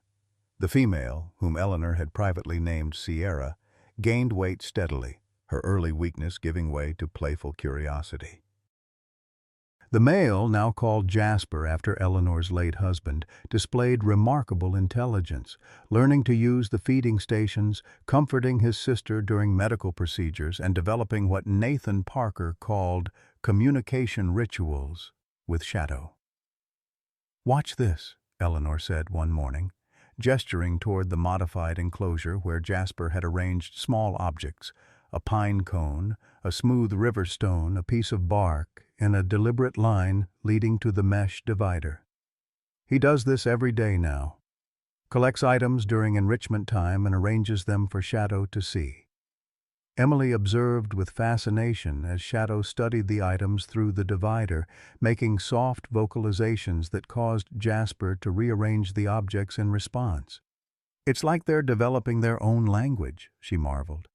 "More than that," Eleanor replied. "It's teaching and learning." Shadow is showing Jasper what these objects mean in the wild, what's food, what's useful, what's merely interesting. Nathan documented these interactions meticulously, his photographs capturing moments of connection that defied conventional understanding of bear behavior. His preliminary article for National Geographic, The Unlikely Guardian, had generated significant interest in wildlife conservation circles, bringing much-needed attention and donations to the rehabilitation center. But it was the developments beyond Shadow's enclosure that truly surprised Emily. Daniel Harris, still awaiting trial for wildlife violations, had become an unexpected ally. The district attorney, moved by Harris's testimony and evident remorse, had offered a plea agreement that included community service at approved wildlife conservation organizations rather than prison time. Harris had accepted immediately, and while legal restrictions prevented him from working directly at the center while Shadow was in residence, he had begun speaking publicly about his experience. "I hunted bears because I didn't understand them," he told a local reporter in an interview that later went viral. "I blamed them for a tragedy that was just part of living in wild country. But watching Shadow protect those cubs, seeing him sacrifice himself for them, it showed me something about forgiveness that I'd forgotten was possible." On a crisp November morning, 5 weeks after Shadow's rescue, Emily arrived at the center to find an unusual scene unfolding in the parking lot. A small crowd had gathered, mostly center volunteers and staff, but also several strangers clutching coffee cups against the morning chill. At the center of the group stood Sheriff Wilson, engaged in earnest conversation with Margaret Foster. "What's happening?" Emily asked, approaching Eleanor, who watched from the sidelines. "Local community turned out to show support," Eleanor explained, a smile crinkling the corners of her eyes. "Sheriff says there's been a complete shift in public sentiment. People who were calling for more bear hunting permits last month are now asking how they can volunteer." Emily surveyed the growing crowd with cautious optimism. Public support was essential for Shadow's long-term prospects, but she remained wary of the fickleness of human attention spans. "Let's hope it lasts," she murmured. "It will," Eleanor said with the quiet certainty that came from 7 decades of observing human nature. "Some stories change hearts permanently, Emily. This is one of them." Inside, Emily found Dr. Wright already at work in Shadow's enclosure, conducting what had become a daily cognitive assessment. Shadow, now able to sit upright for short periods, watched the researcher with what Emily could only describe as tolerant amusement as Wright placed various scented objects in different locations. "Remarkable spatial memory," Wright reported without looking up. "He's correctly identifying objects he encountered only once 3 weeks ago and differentiating between similar items with minute variations." The researcher finally turned to Emily, his academic reserve cracking to reveal genuine excitement. "We're documenting cognitive abilities that rival great apes. The implications for Ursine intelligence research are extraordinary." Emily checked Shadow's latest blood work, relief washing over her at the improved values. "His liver function is normalizing. White count is down. I think we can finally say he's out of the woods." She smiled at her unintentional pun. "Figuratively speaking, at least." Wright gathered his research materials, pausing at the door. "The University Review Board approved my grant proposal. Full funding for 3 years of cognitive research with Shadow and the cubs, once they're stable enough for the study protocols." He hesitated, uncharacteristically uncertain. "I've listed you as co-investigator, if you're interested." The offer surprised Emily. Her relationship with Wright had always been cordial but distant, his academic approach sometimes at odds with her more hands-on veterinary focus. "I'd be honored," she said sincerely, though Shadow's the one doing the hard work.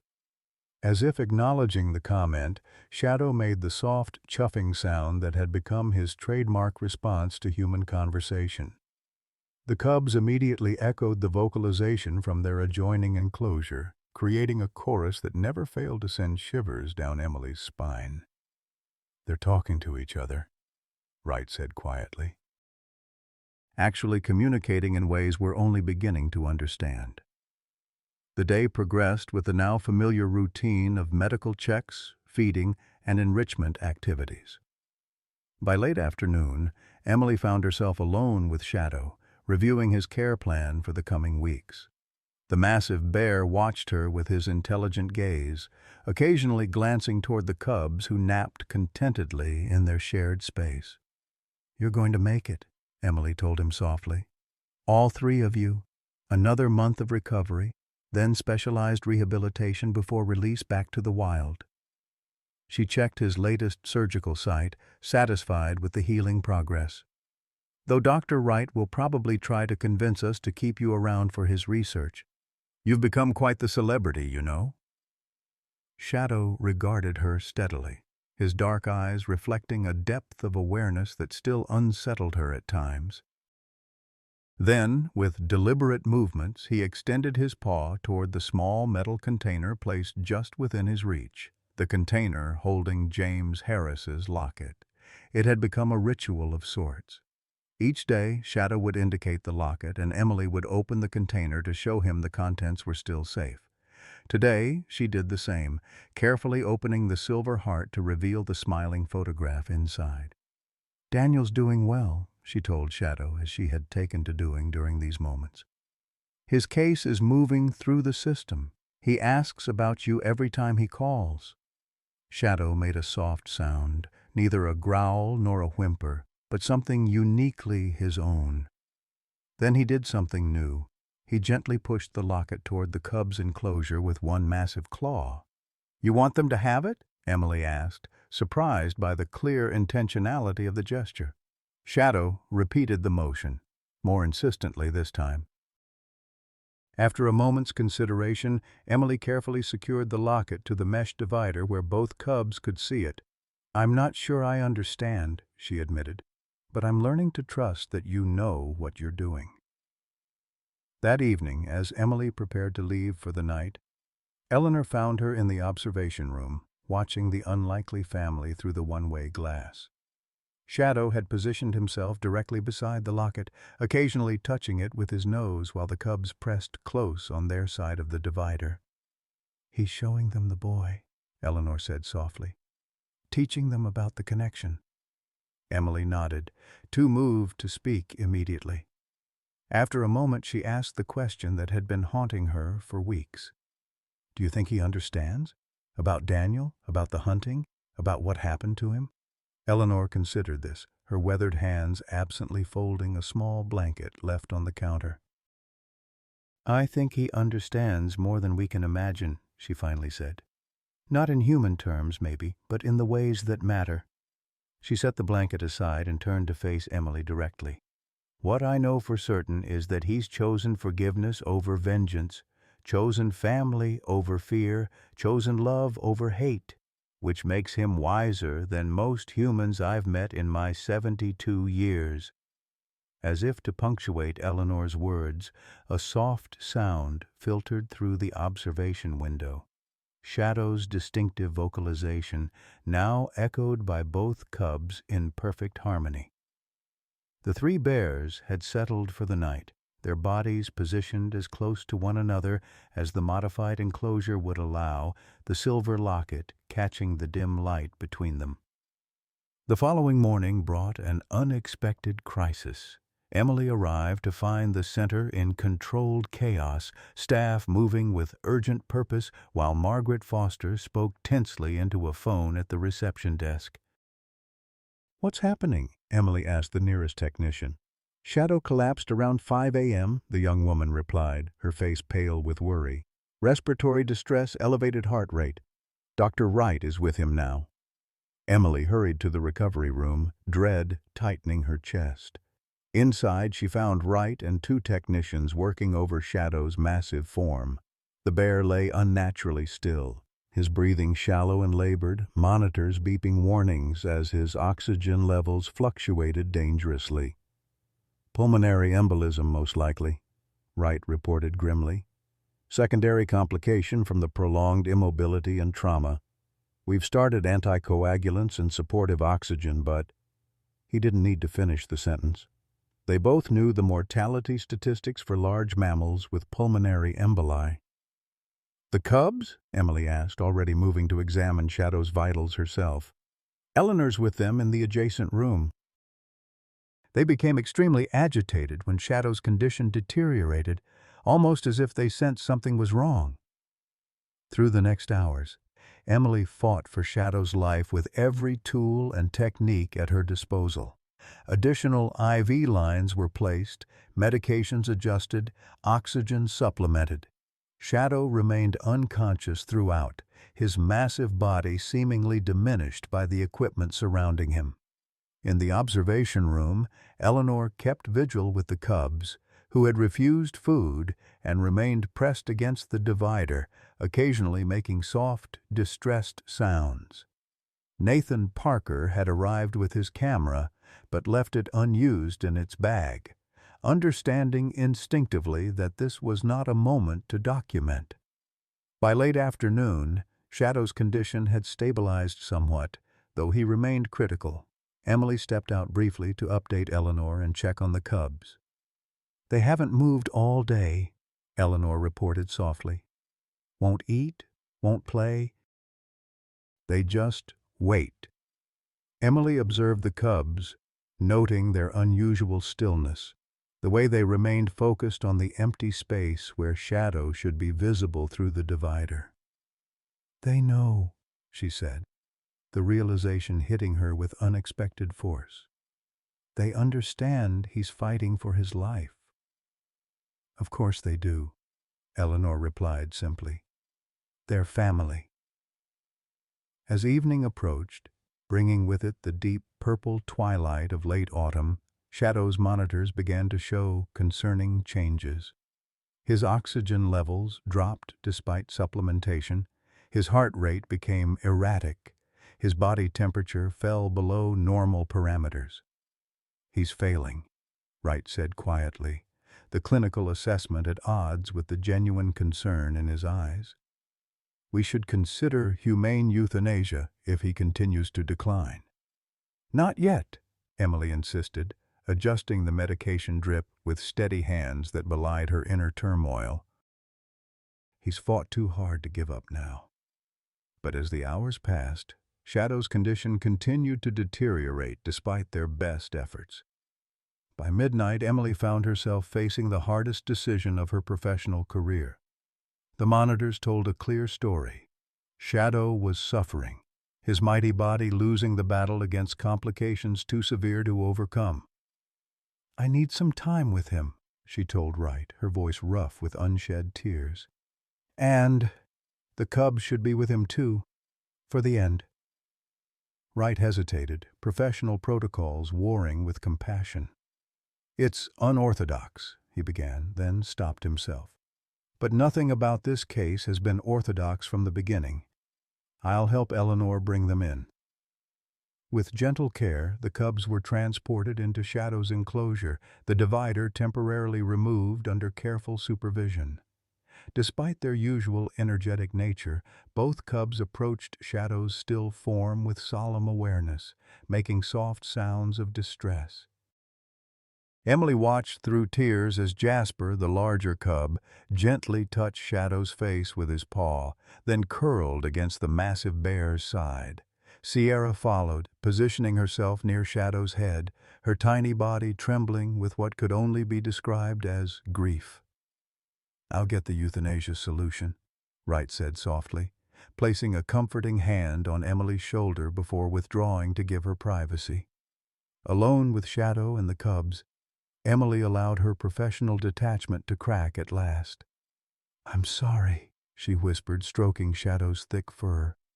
"You deserved more time with them. You deserved to see them grow up, to teach them everything you know." Her voice broke. "You deserve to be free again." As if in response to her words, Shadow's breathing changed, not improving, but shifting to a different rhythm. His massive body seemed to relax slightly, some essential tension releasing as the cubs pressed closer against him. Emily checked the monitors, expecting to see the final decline that would confirm her decision. Instead, she found herself staring in disbelief at readings that made no medical sense. Shadow's oxygen levels had stabilized. His heart rate, while still elevated, had developed a stronger, more regular pattern. His body temperature had begun to rise toward normal range. "Dr. Wright!" she called, unable to tear her eyes from the monitors. "Something's happening!" Wright returned quickly, euthanasia kit in hand, his expression shifting from resignation to surprise as he took in the changed readings. "Spontaneous improvement," he murmured, checking the equipment to ensure it was functioning correctly. "Extremely rare in pulmonary events this severe, but not unheard of." Emily's attention had shifted to the interaction between Shadow and the cubs. Jasper had positioned himself directly against Shadow's chest, his small body rising and falling in perfect synchronization with the larger bear's breathing. Sierra remained near Shadow's head, occasionally making soft sounds that seemed almost like encouragement. "It's them," Emily said with sudden certainty. "The cubs being here. It's giving him a reason to fight." Through the remainder of that long night, Emily and Wright maintained their vigil, watching in amazement as Shadow's condition continued to improve against all medical probability. By dawn, the immediate crisis had passed, though Shadow remained weak and heavily sedated. "I've never seen anything like it," Wright admitted as they observed the three bears now sleeping peacefully together. The physiological response to the cubs' presence was immediate and measurable. It's as if their proximity triggered some kind of healing response. Emily was too exhausted for scientific speculation. "They needed each other," she said simply, "and sometimes that's enough."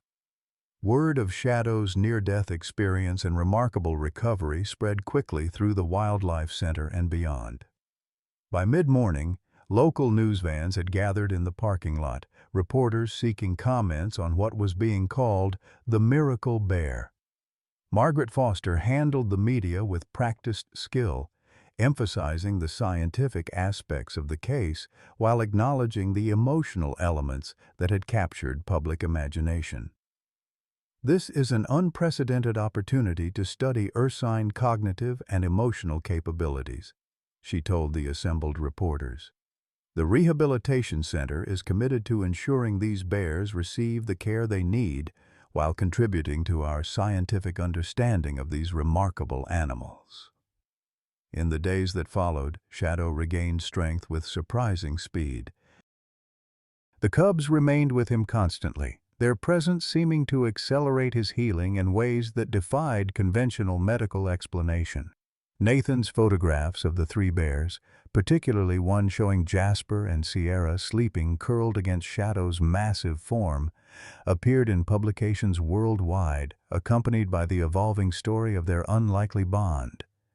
Daniel Harris, following his case closely from a distance, sent a letter that Eleanor read aloud to Shadow during one of their daily sessions. "I think about you every day," Harris had written, "about what you taught me when I was too filled with hate to see clearly. My boy would have loved you, loved your courage, your protectiveness. He always said animals were better than people at knowing what matters." The letter concluded simply, "I'm trying to be worthy of the second chance you've given me. I hope someday to thank you in person." 1 week after Shadow's crisis, Emily arrived at the center to find Eleanor sitting beside the bear's enclosure, knitting needles clicking softly as she worked on what appeared to be a small blanket. "For Sierra," she explained without looking up. "Her fur is still thin from the malnutrition. She gets cold easily." Emily checked Shadow's latest lab results, pleased with the continued improvement. "The board has approved the next phase of rehabilitation," she reported. Once Shadow's strong enough, all three will be moved to the protected outdoor enclosure to begin reacclimation to natural conditions. Eleanor nodded, her needles never pausing. And then? The question carried weight beyond its simplicity. The ultimate fate of Shadow and the cubs had been the subject of intense discussion among the center's staff, researchers, and conservation authorities. The current plan is for monitored release next spring, Emily said carefully. A remote area of the park with tracking collars on all three. Dr. Wright will continue his cognitive studies from a distance, and will provide supplemental feeding stations for the first year. They'll stay together? Eleanor asked, the slight tremor in her voice betraying her attachment to the unlikely family. That's the intention, Emily confirmed, though ultimately it will be their choice. Cubs naturally separate from their mothers after about 2 years. With a male as the primary caregiver, it's uncharted territory. Eleanor's hands stilled on her knitting. They'll stay together, she said with quiet certainty. Some bonds transcend nature's usual patterns. You've seen that with your own eyes. Emily couldn't argue with that truth. Every day brought new evidence of the deep connection between Shadow and his adopted cubs. From their synchronized sleeping patterns to the complex vocalizations they exchanged, from Shadow's gentle teaching to the cubs' unwavering trust in their massive protector. In his enclosure, Shadow watched their conversation with his characteristic intelligent gaze. He had positioned himself where both cubs could lean against him while still accessing their specialized feeding station, his massive body curved protectively around their smaller forms. The silver locket hung from a secure point on the enclosure wall where all three bears could see it, a small, shining reminder of the unlikely chain of events that had brought them together, of the connections between loss and healing, between human and animal, between tragedy and redemption. Outside, snow had begun to fall, the first flakes of winter drifting past the windows in a gentle cascade. Within months, these bears would face the wilderness again, carrying with them the scars of their ordeal and the strength of their extraordinary bond. They would move through forests and mountains, teaching and learning, surviving and thriving, their story continuing long after the cameras and researchers departed. Emily watched them in peaceful silence, knowing that whatever challenges lay ahead, Shadow had already achieved something remarkable. He had shown the world that family wasn't always about blood, that healing was possible even after the deepest wounds, that love could transcend the boundaries humans so carefully constructed between themselves and the wild. And in doing so, he had changed not just his own fate, but the hearts of all who witnessed his impossible journey from hunter to healer, from victim to protector, from solitary survivor to devoted father. The revelation came on a bitter January morning when frost etched intricate patterns across the rehabilitation center's windows and the mountains stood stark against a colorless sky. Dr.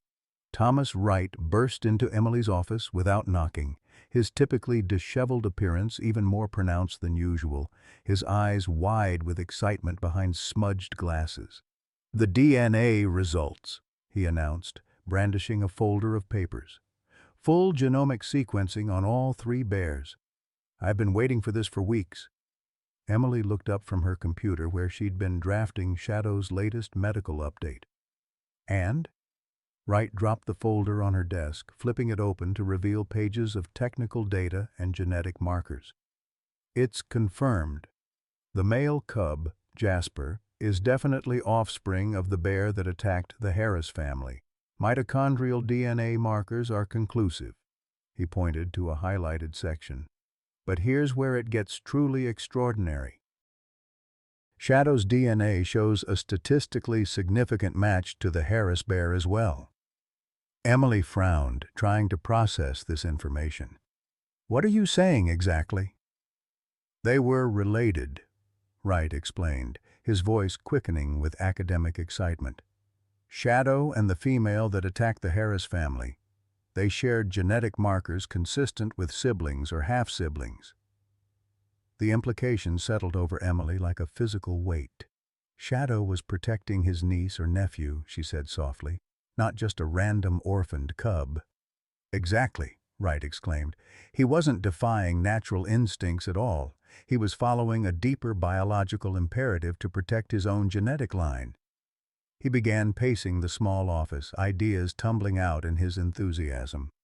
This changes everything about how we understand kin selection in ursine species. If male bears can recognize and protect relatives beyond their direct offspring, Emily's thoughts had already moved beyond the scientific implications. Does Daniel Harris know about this? Wright paused his excited monologue. Not yet. I came directly to you with the results. He needs to know, Emily said firmly. This isn't just a scientific discovery, it's part of his healing process, too. After Wright departed, Emily sat in silence, contemplating how this new information changed the narrative they had all constructed around Shadow and the cubs. Not a random act of cross-species compassion, but a blood tie, a family bond that stretched across tragedy and time. Yet somehow, this revelation didn't diminish the wonder of Shadow's actions. If anything, it deepened the story, adding layers of complexity to an already remarkable tale. Shadow hadn't just protected any orphaned cubs. He had sought out his own family, recognized his own blood, preserved his own lineage even after losing his mate. Emily reached for the phone, then hesitated. Daniel Harris had made remarkable progress in his healing journey over the past months. His plea agreement had been finalized, resulting in probation and community service rather than imprisonment. He had begun speaking at conservation events, sharing his transformation from vengeful hunter to wildlife advocate. Would this news help or hinder his recovery? After careful consideration, Emily made the call, arranging for Harris to visit the center the following day. Some truths, however complicated, deserved to be shared. The outdoor rehabilitation enclosure stood ready for its new inhabitants, a sprawling 2-acre space nestled against the foot of the mountains, surrounded by security fencing but otherwise designed to mimic natural habitat. Trees for climbing, a freshwater pool, natural vegetation, and carefully concealed monitoring equipment would allow Shadow and the cubs to begin the transition back to wild behaviors while remaining under observation. Eleanor stood at the viewing platform, surveying the enclosure with a critical eye. At her side, Margaret Foster reviewed the final safety checklist. Perimeter sensors calibrated, emergency response protocols updated, weather shelters secured, Margaret recited. Dr. Wright's research team has installed the cognitive assessment stations and the automated feeding system is operational. She glanced at Eleanor. Anything I've missed? Eleanor pointed toward a small clearing near the center of the enclosure. That's where they'll sleep, she said with quiet certainty. Shadow will want high ground with good visibility, but access to the water. The cubs will need space to play where he can watch them. Margaret smiled slightly. I didn't realize bear behavior was part of your expertise. It's not bears specifically, Eleanor replied, her eyes still on the enclosure. It's family. Fathers want to keep their children safe while giving them room to grow. That doesn't change whether you have 2 legs or 4. The transfer was scheduled for the following afternoon, a carefully choreographed operation involving veterinary staff, researchers, and security personnel. Shadow had recovered remarkably well from his near-death experience 2 months earlier, his strength returning with each passing day. The cubs had thrived under his watchful care, growing from vulnerable orphans into healthy, active juveniles with distinct personalities. Sierra, the smaller female, remained cautious and observant, studying new objects thoroughly before interaction. Jasper, the larger male, approached life with boundless enthusiasm, testing limits and learning through trial and error. Together they formed a balanced pair, each compensating for the other's tendencies under Shadow's patient guidance. Daniel Harris arrived shortly before noon, his appearance markedly changed from the hollow-eyed prisoner Emily had first encountered. He had gained weight, his posture more upright, his eyes clear and focused. He carried a small package wrapped in brown paper. "Thank you for coming," Emily greeted him, leading the way to her office where privacy could be assured. "There's been a development I wanted to share with you in person." Harris nodded, setting his package carefully on the desk. "Dr. Wright mentioned something about DNA results when he called. Is everything okay with Shadow and the cubs?" "They're fine. Thriving, actually. We're moving them to the outdoor rehabilitation enclosure today." Emily gestured for him to sit, gathering her thoughts. The DNA analysis showed something unexpected. "The bear that attacked your family 5 years ago, she was related to Shadow. Most likely a sibling or half-sibling." Harris went very still, his hands resting on his knees. "Related," he repeated quietly. "So when Shadow found Jasper—" "He was protecting his own family," Emily confirmed. "Not just any orphaned cub, but his sister's offspring." A complex series of emotions crossed Harris's face: pain, wonder, understanding. "All this time," he said, his voice barely audible, "all this time, we were connected. Shadow lost family to humans. I lost family to bears. And somehow you both found healing through the same cubs," Emily finished gently. Harris was silent for a long moment, processing this new reality. Then he reached for the package on the desk, unwrapping it with careful movements to reveal a carved wooden box. "I made this," he explained, opening the hinged lid, "for Shadow and the cubs, for when they're released." Inside the box nestled 3 small objects: a polished riverstone, a carved wooden bear, and at the center, a new silver locket. "The original stays with James," Harris explained, his voice steadying, "but I wanted Shadow to have this one. It has the same picture inside, my boy at 6 years old, smiling like he knew all the secrets of the universe." He touched the locket gently. "I thought maybe it could be attached to the tracking collar, so part of James goes with Shadow wherever he roams." Emily felt her throat tighten with emotion. "That's a beautiful thought, Daniel. I'll make sure it happens." Harris closed the box carefully. "When I lost Sarah and James, I thought I'd never feel anything but hate again. I wanted to destroy every bear in these mountains." He looked up, meeting Emily's gaze directly. "Shadow showed me another way. Not forgetting, not pretending the pain isn't real, but choosing to protect instead of destroy. Choosing to build something new from the ruins." The transfer operation began at precisely 2 p.m., with Shadow being the first to move from the indoor recovery facility to the specially designed transport vehicle.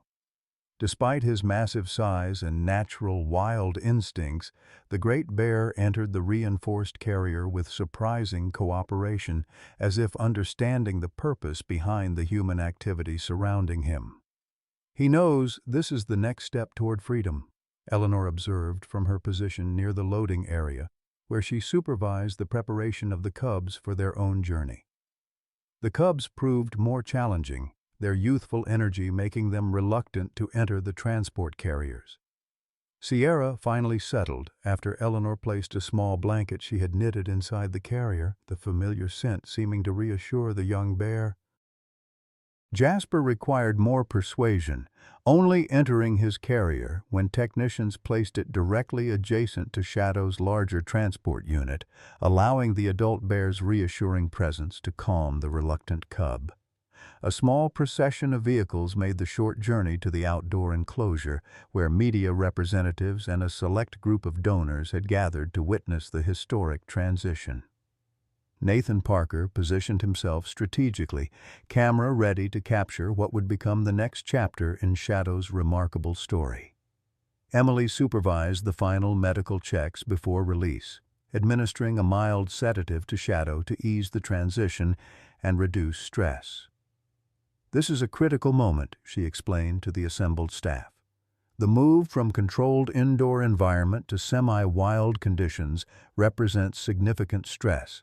We'll monitor all 3 bears continuously for the first 72 hours."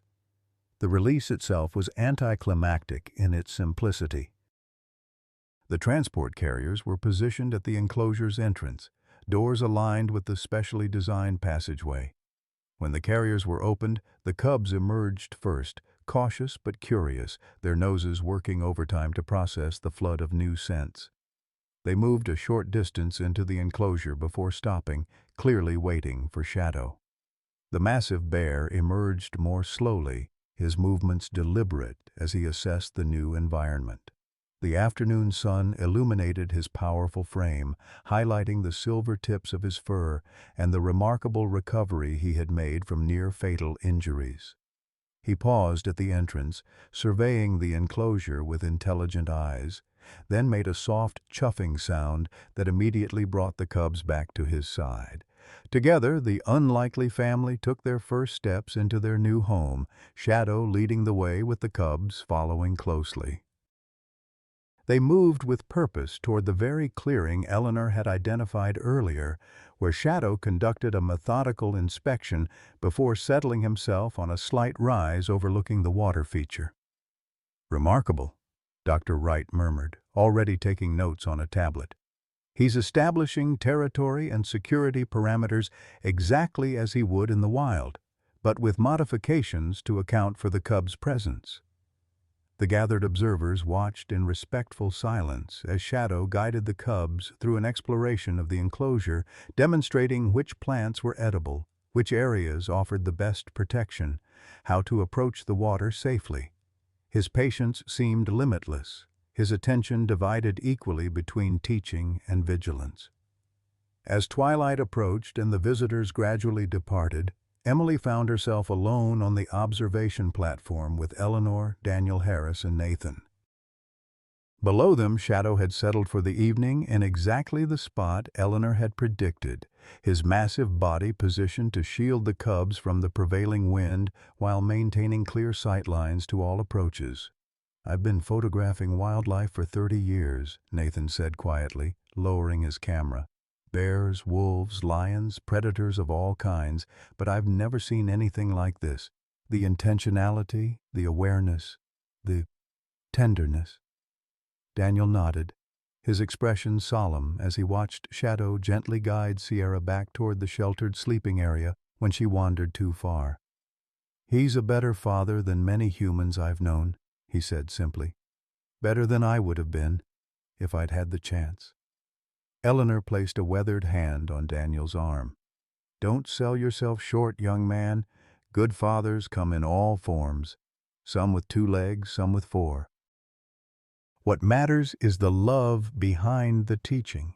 As darkness settled over the mountains, the observers reluctantly prepared to leave, knowing that remote monitoring would continue throughout the night. Shadow and the cubs had already created a nest of sorts, arranging vegetation and debris into a comfortable bed where all 3 could remain in physical contact while sleeping. "Will you attach the new locket before they're released to the wild?" Daniel asked Emily as they walked toward the parking area. "Yes," she promised. "When we fit the tracking collars in spring just before final release, the locket will go with Shadow wherever he roams." Daniel nodded, seeming satisfied with this arrangement. "I'd like to be there for the release, if that's permitted."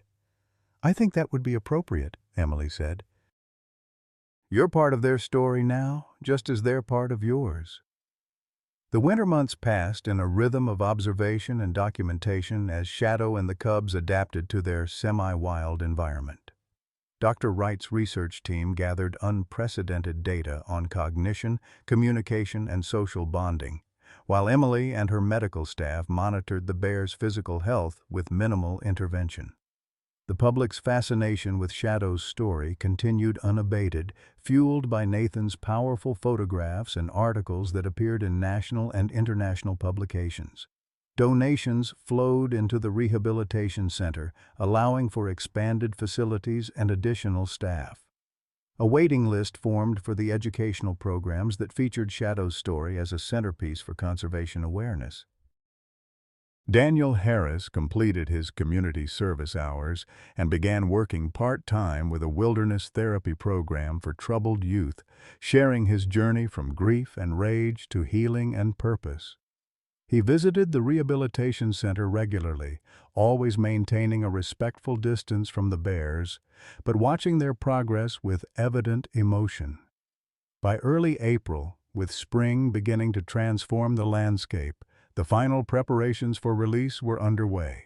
A remote location within Glacier National Park had been selected, a sheltered valley with abundant food sources, minimal human traffic, and natural boundaries that would help the bears establish territory without excessive competition from other predators. "The tracking collars are ready," Dr. Wright reported during the final planning meeting. Latest technology, solar rechargeable, biodegradable attachment points that will release automatically after approximately 2 years, GPS and biometric monitoring capabilities. Emily nodded, reviewing the medical assessments one last time. All 3 bears are in excellent health. Shadow's surgical sites have healed completely with minimal scarring. The cubs are at appropriate weight and development for their age. Eleanor, who had become unofficially responsible for the bears' emotional well-being, added her own observations. They're ready. Shadow has taught them everything he can in a controlled environment. They need the wild now, real challenges, real choices. The release date was set for April 15th, early enough in the season for the bears to establish territory and food sources before the summer tourist influx, but late enough for spring vegetation to provide adequate nutrition.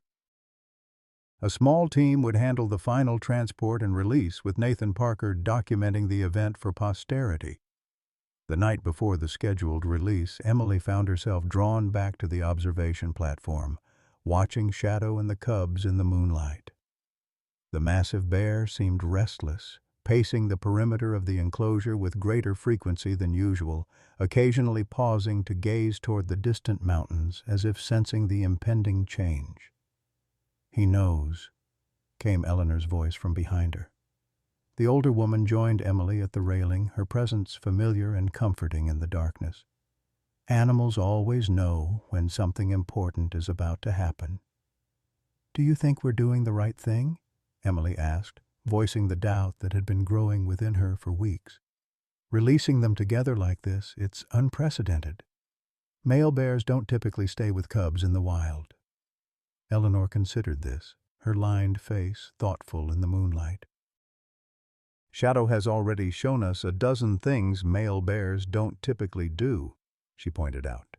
"Besides, we're not forcing them to stay together. Once they're released, they'll make their own choices.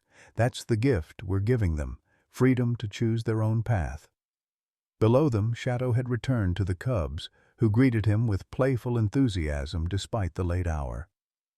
The 3 bears engaged in what had become a nightly ritual, a gentle wrestling match that served as both play and teaching, with Shadow carefully controlling his enormous strength while allowing the cubs to practice their growing skills. "Look at them," Eleanor said softly. "Really look. That's not just instinct or biology. That's joy. That's family. That's love in its purest form." Emily couldn't argue with the evidence before her eyes. Whatever awaited Shadow and the cubs in the wilderness, they had already achieved something remarkable. They had healed each other, taught each other, formed bonds that defied conventional understanding. Perhaps that was enough. Perhaps that was everything. The release day dawned clear and cool, the kind of perfect spring morning that seemed designed for new beginnings. A small convoy departed the rehabilitation center before sunrise. 2 specialized transport vehicles, a medical support van, and several vehicles carrying essential personnel. Daniel Harris had been granted special permission to attend, riding silently beside Eleanor in one of the staff vehicles. His wooden box with the silver locket rested carefully in his lap, a tangible connection to both his lost son and the bear who had, against all odds, helped him find a path through grief. The journey to the release site took nearly 3 hours, winding through increasingly remote terrain until even the gravel roads gave way to wilderness trails accessible only by specialized vehicles. The final location, a sheltered valley flanked by steep ridges and bisected by a clear, rushing stream, could only be reached on foot, necessitating a careful, hand-carried transport of the sedated bears. Shadow, having received a mild sedative to reduce travel stress, was the first to arrive at the release site. Dr. Wright supervised the fitting of his tracking collar, a sleek device barely visible beneath the bear's thick fur. With Daniel's permission, Emily carefully attached the silver locket to the collar, ensuring it was secure but wouldn't impede Shadow's movement or comfort. "Safe travels, big guy," she whispered as the final adjustments were made. "Take care of your family." The cubs arrived shortly after, each fitted with smaller tracking collars designed to expand as they grew. Still drowsy from sedation, they were placed near Shadow in a natural depression that offered shelter and concealment during their recovery period. The team retreated to an observation point on higher ground where they could monitor the bear's awakening without human scent or presence influencing their first moments of true freedom. Nathan positioned his cameras with practiced efficiency, while Dr. Wright established the baseline connection with the tracking collars. "Vital signs stable for all 3 subjects," he reported quietly. "Shadows beginning to rouse from sedation." The assembled group watched in reverent silence as the massive bear stirred, raising his head to take in his new surroundings. His movements were initially sluggish from the lingering effects of sedation, but his awareness sharpened visibly as the familiar mountain air filled his lungs. Shadow rose to his full height, over 7 feet tall on his hind legs, and surveyed the valley with alert interest. He tested the air with deep inhalations, his powerful body tensing and relaxing as he processed the flood of information. Then, with deliberate purpose, he dropped to all fours and moved to check on the cubs, who were beginning to stir beside him. "He's not running," Daniel observed, his voice thick with emotion. "He's not abandoning them." "He won't," Eleanor said with quiet certainty. "Not now, not ever." As the sedation wore off completely, the cubs became increasingly active, exploring their immediate surroundings under Shadow's watchful eye. Sierra remained characteristically cautious, staying close to Shadow's massive form, while Jasper ventured farther afield, investigating rocks and vegetation with boundless curiosity. For nearly 2 hours, the bears remained within the small depression, Shadow patiently allowing the cubs to acclimate while he conducted his own assessment of the territory. Then, with a soft vocalizing that carried clearly to the observation point, he indicated it was time to move. The cubs responded immediately, falling into position behind Shadow as he led them toward the stream. The massive bear set a deliberate pace, frequently pausing to ensure both cubs were keeping up, occasionally correcting their course with gentle guidance. "He's teaching them about their new home," Emily realized aloud, "showing them the safest path, the water source, the escape routes." Dr. Wright nodded, furiously taking notes. "Intentional teaching behavior. Remarkable."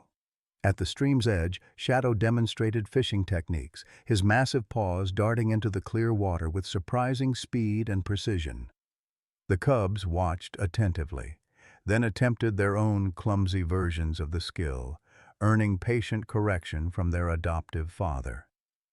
As the morning progressed into afternoon, the bears moved steadily deeper into the valley, their path indicating Shadow's methodical exploration and claiming of territory. The observation team followed at a discreet distance, using high-powered optics to maintain visual contact while avoiding any interference with the bear's natural behavior. "This is as far as we go," Emily finally announced, as Shadow led the cubs toward a densely forested area at the valley's far end. "From here they're truly wild again." Daniel stood motionless, watching the bear's retreating forms. The afternoon sun caught the silver locket on Shadow's collar, creating a brief, brilliant flash of light. "Goodbye, old friend," he said softly. "Thank you for everything you've taught me."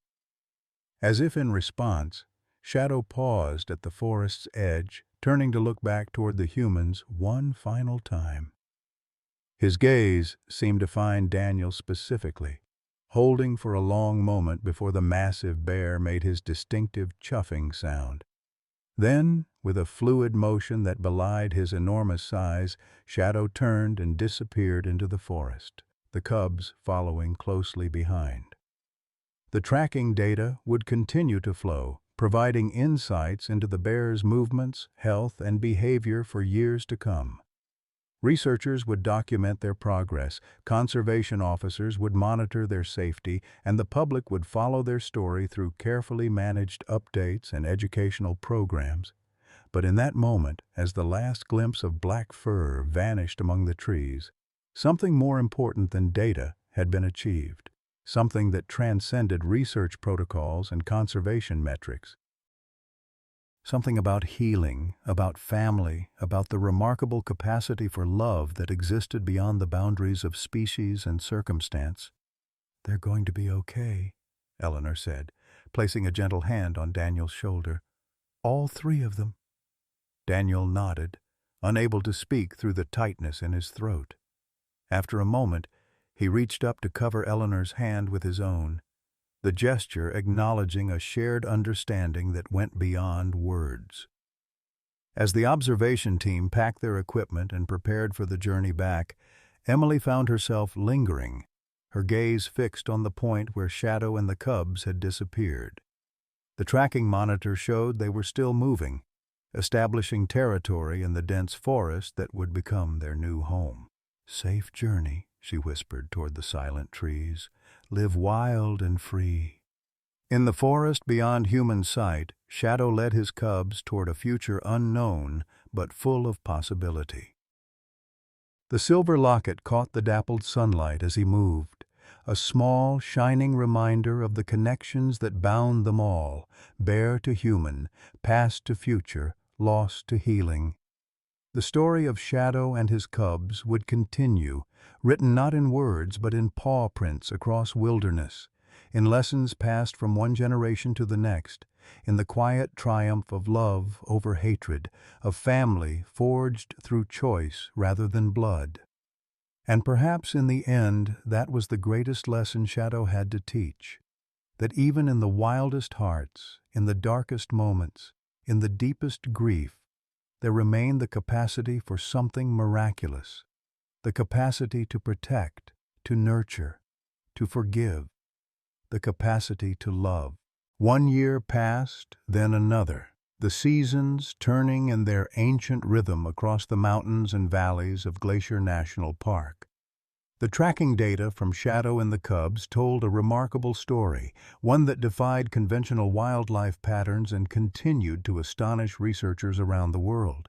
"They've stayed together," Dr. Wright announced during the quarterly review meeting, displaying the movement maps on the conference room screen.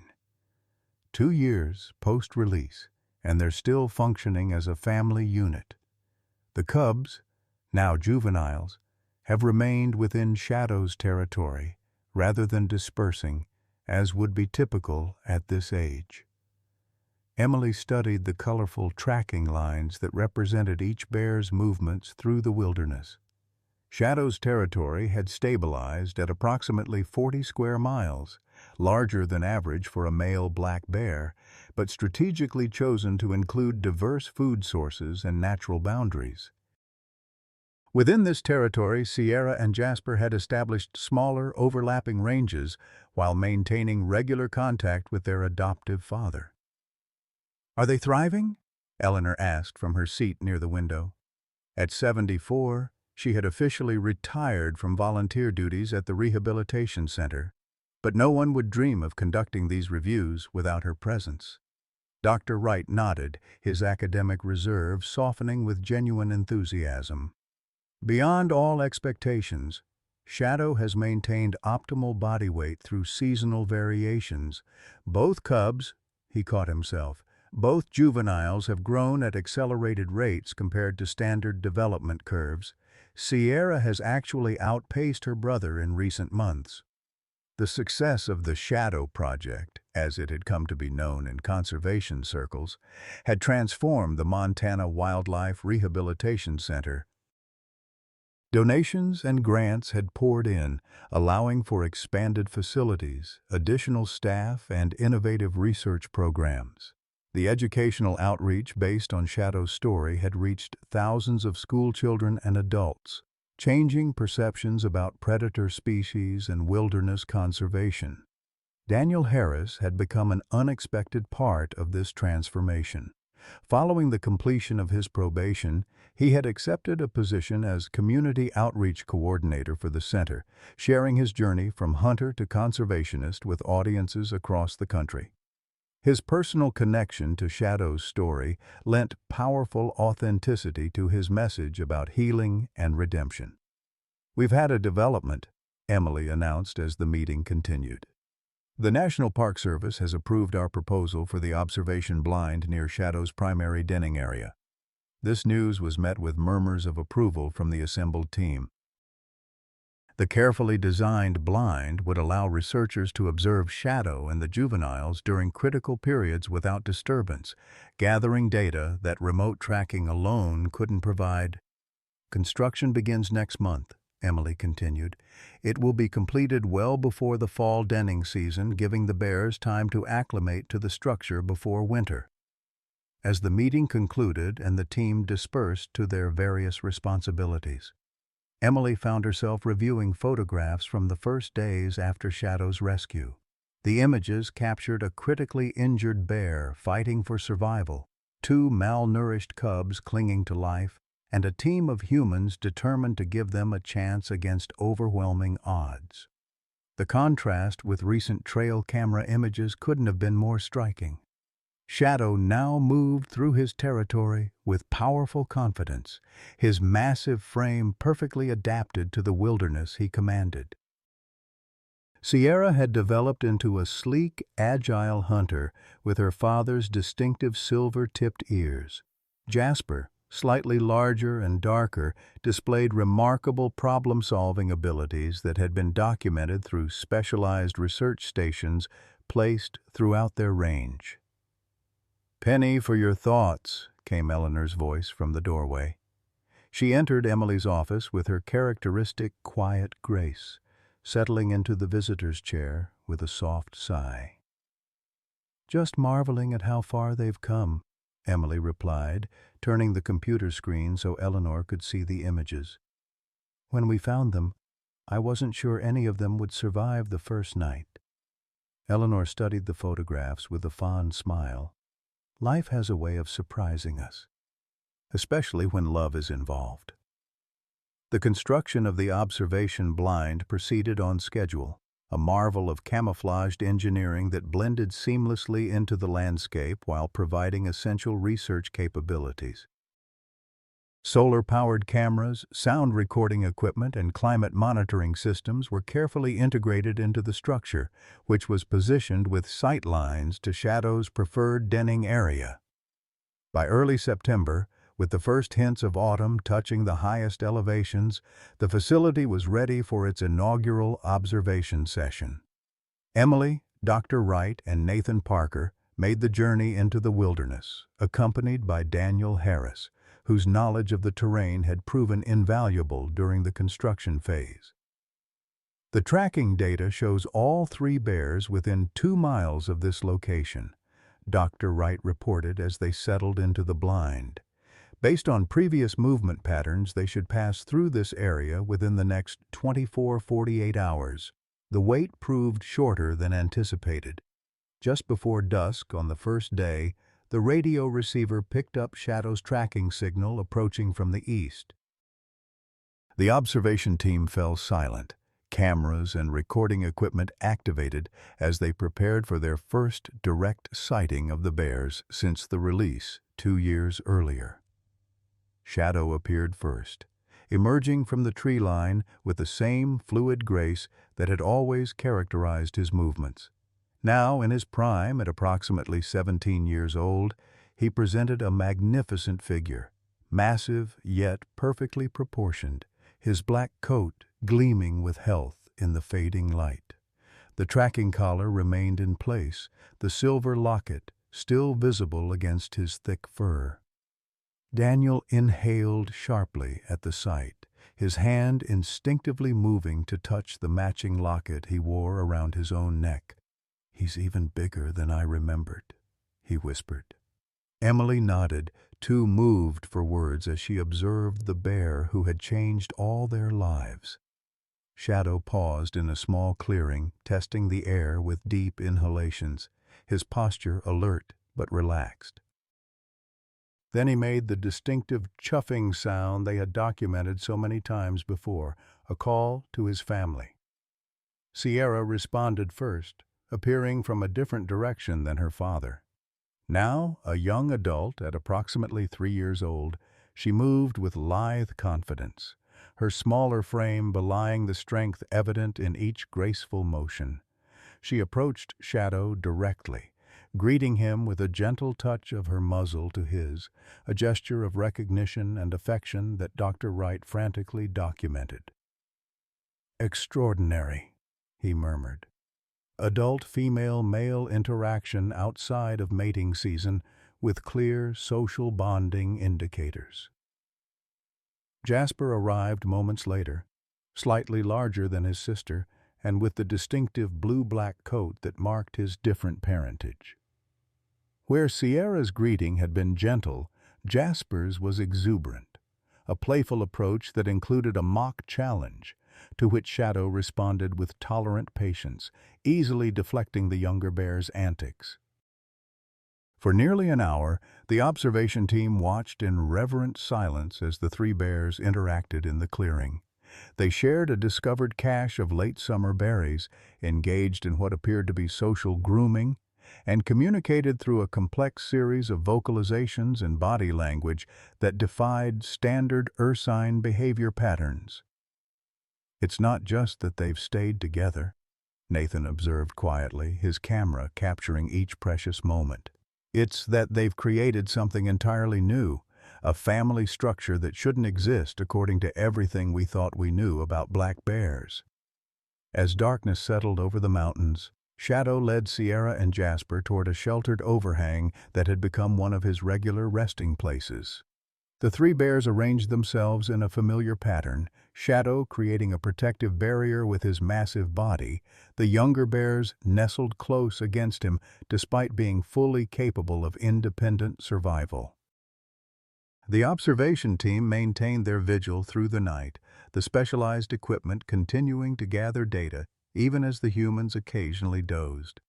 Dawn brought renewed activity as the bears emerged from their resting place and began what appeared to be a coordinated hunting strategy, Shadow driving prey toward a position where Jasper waited in ambush, with Sierra patrolling the perimeter to prevent escape.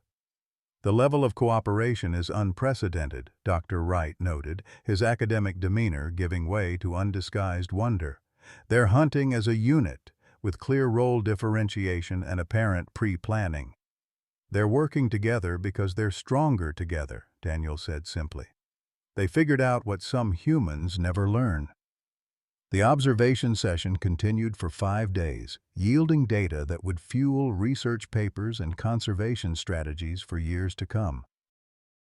But beyond the scientific value, these days provided something even more precious to those who had been part of Shadow's journey from the beginning: confirmation that their intervention had not only saved 3 lives but had allowed something extraordinary to flourish in the wilderness.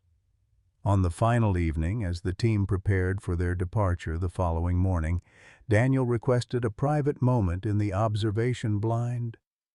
Emily found him there after sunset, gazing out at the darkening forest where Shadow and his family had last been seen. "I wanted to thank you," he said without turning, for letting me be part of this, for helping me find a way forward when all I could see was the past. Emily joined him at the observation window. Shadow did the hard part, she replied. He showed us all a different path. Daniel nodded, his weathered face reflective in the dim light. I used to dream about James every night after the attack. Terrible dreams, seeing him afraid, in pain, calling for me. He paused, swallowing hard. Those dreams stopped after I met Shadow. Now, when I dream of my boy, he's laughing, playing, at peace. He reached into his pocket and withdrew a small object, a carved wooden bear polished to a soft sheen.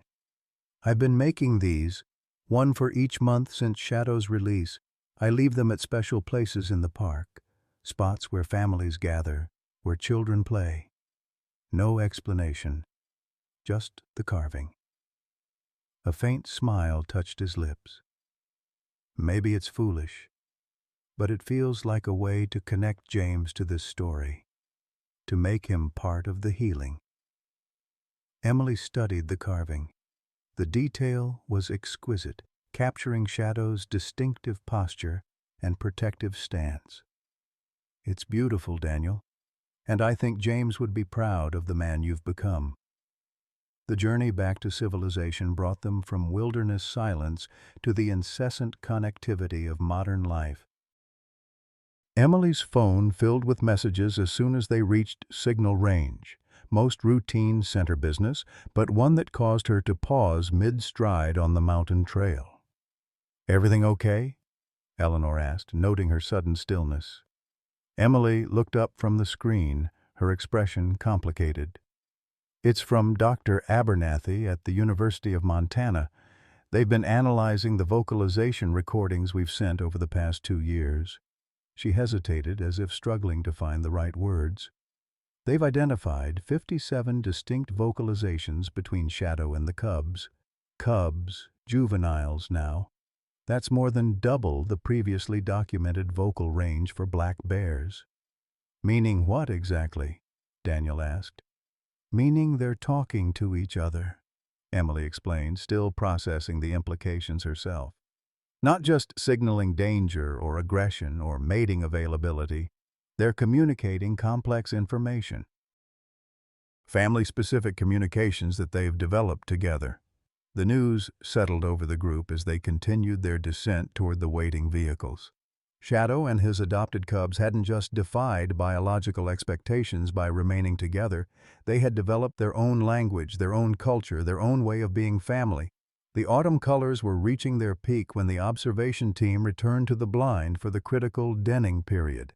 This time Eleanor accompanied them, insisting that her age would not prevent her from witnessing this important milestone in Shadow's journey. Bears don't typically den as family units after cubs reach maturity, Dr. Wright explained as they settled into the now familiar observation space.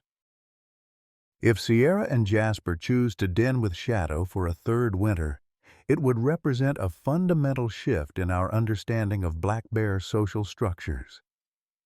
The wait stretched to 4 days, the tracking data showing the bears moving methodically through their territory as if conducting a final assessment before winter's arrival.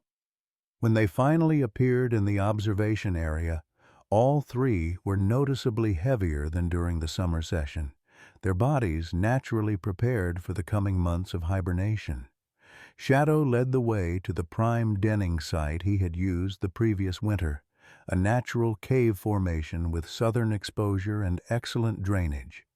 He inspected the site thoroughly while Sierra and Jasper waited nearby, their behavior showing clear deference to his assessment. "Decision time, Doctor," Wright murmured, all of them aware that this moment would answer the fundamental question. Would the family remain together through another winter? Or would the natural instinct for independence finally assert itself? Shadow completed his inspection and emerged from the cave entrance. He made a series of vocalizations, part of the complex language the family had developed, and then did something none of the observers expected. He stepped aside, physically creating space at the cave entrance, and waited. Sierra approached first, entering the den site and conducting her own inspection. Jasper followed, his larger frame moving with surprising delicacy in the confined space. After several minutes, both juveniles emerged and positioned themselves on either side of Shadow. "They're communicating about the den site," Dr. Wright said, his voice hushed with wonder. "Consulting each other, making a collective decision." What followed confirmed his assessment. Rather than Shadow simply leading the juveniles into his chosen den, all three bears began gathering additional nesting materials: dry grasses, fallen leaves, soft conifer boughs. They worked with evident purpose, taking turns bringing materials into the cave and arranging them inside. "They're preparing their den together," Nathan observed, his camera capturing the unprecedented behavior. Not just sharing space, but actively collaborating. The den preparation continued until dusk, when Shadow made a distinctive vocalization that brought both juveniles to the cave entrance. With a deliberate ceremony that couldn't be mistaken for anything but intentional, the three bears entered their shared den for the winter months. Sierra first, then Jasper, with Shadow taking the position nearest the entrance where he could protect his family from potential threats. "They've chosen to stay together," Eleanor said softly, tears glistening in her eyes. A third winter as a family. The observation team maintained their vigil through the night and into the following day, confirming that the bears had settled into hibernation. The monitoring equipment would continue gathering data throughout the winter months, tracking vital signs, occasional movements, and the reduced but continued vocalizations that occurred even during hibernation. As they prepared to leave the blind for the final time that season, Daniel paused at the observation window, gazing toward the den site now barely visible in the gathering twilight. "Sleep well, old friend," he said quietly. "Dream of spring and salmon runs, and your family safe beside you." Emily joined him, understanding the emotion behind his words. "The tracking collars will release automatically next spring," she reminded him. "They'll be completely wild then. No more data points, no more tracking maps." Daniel nodded, a bittersweet smile touching his face. "That's as it should be. They've given us enough, taught us enough. They deserve their privacy now." The winter passed in a blur of activity at the rehabilitation center. The data from Shadow and his family contributed to 3 major research papers, a documentary film, and countless educational programs. The Shadow model of wildlife rehabilitation, emphasizing family bonds and natural behavior patterns, was being implemented at facilities across the country. Emily found herself increasingly in demand as a speaker and consultant, sharing the lessons learned from Shadow's remarkable journey. But as spring approached, she felt drawn back to the wilderness, back to the bears who had changed everything.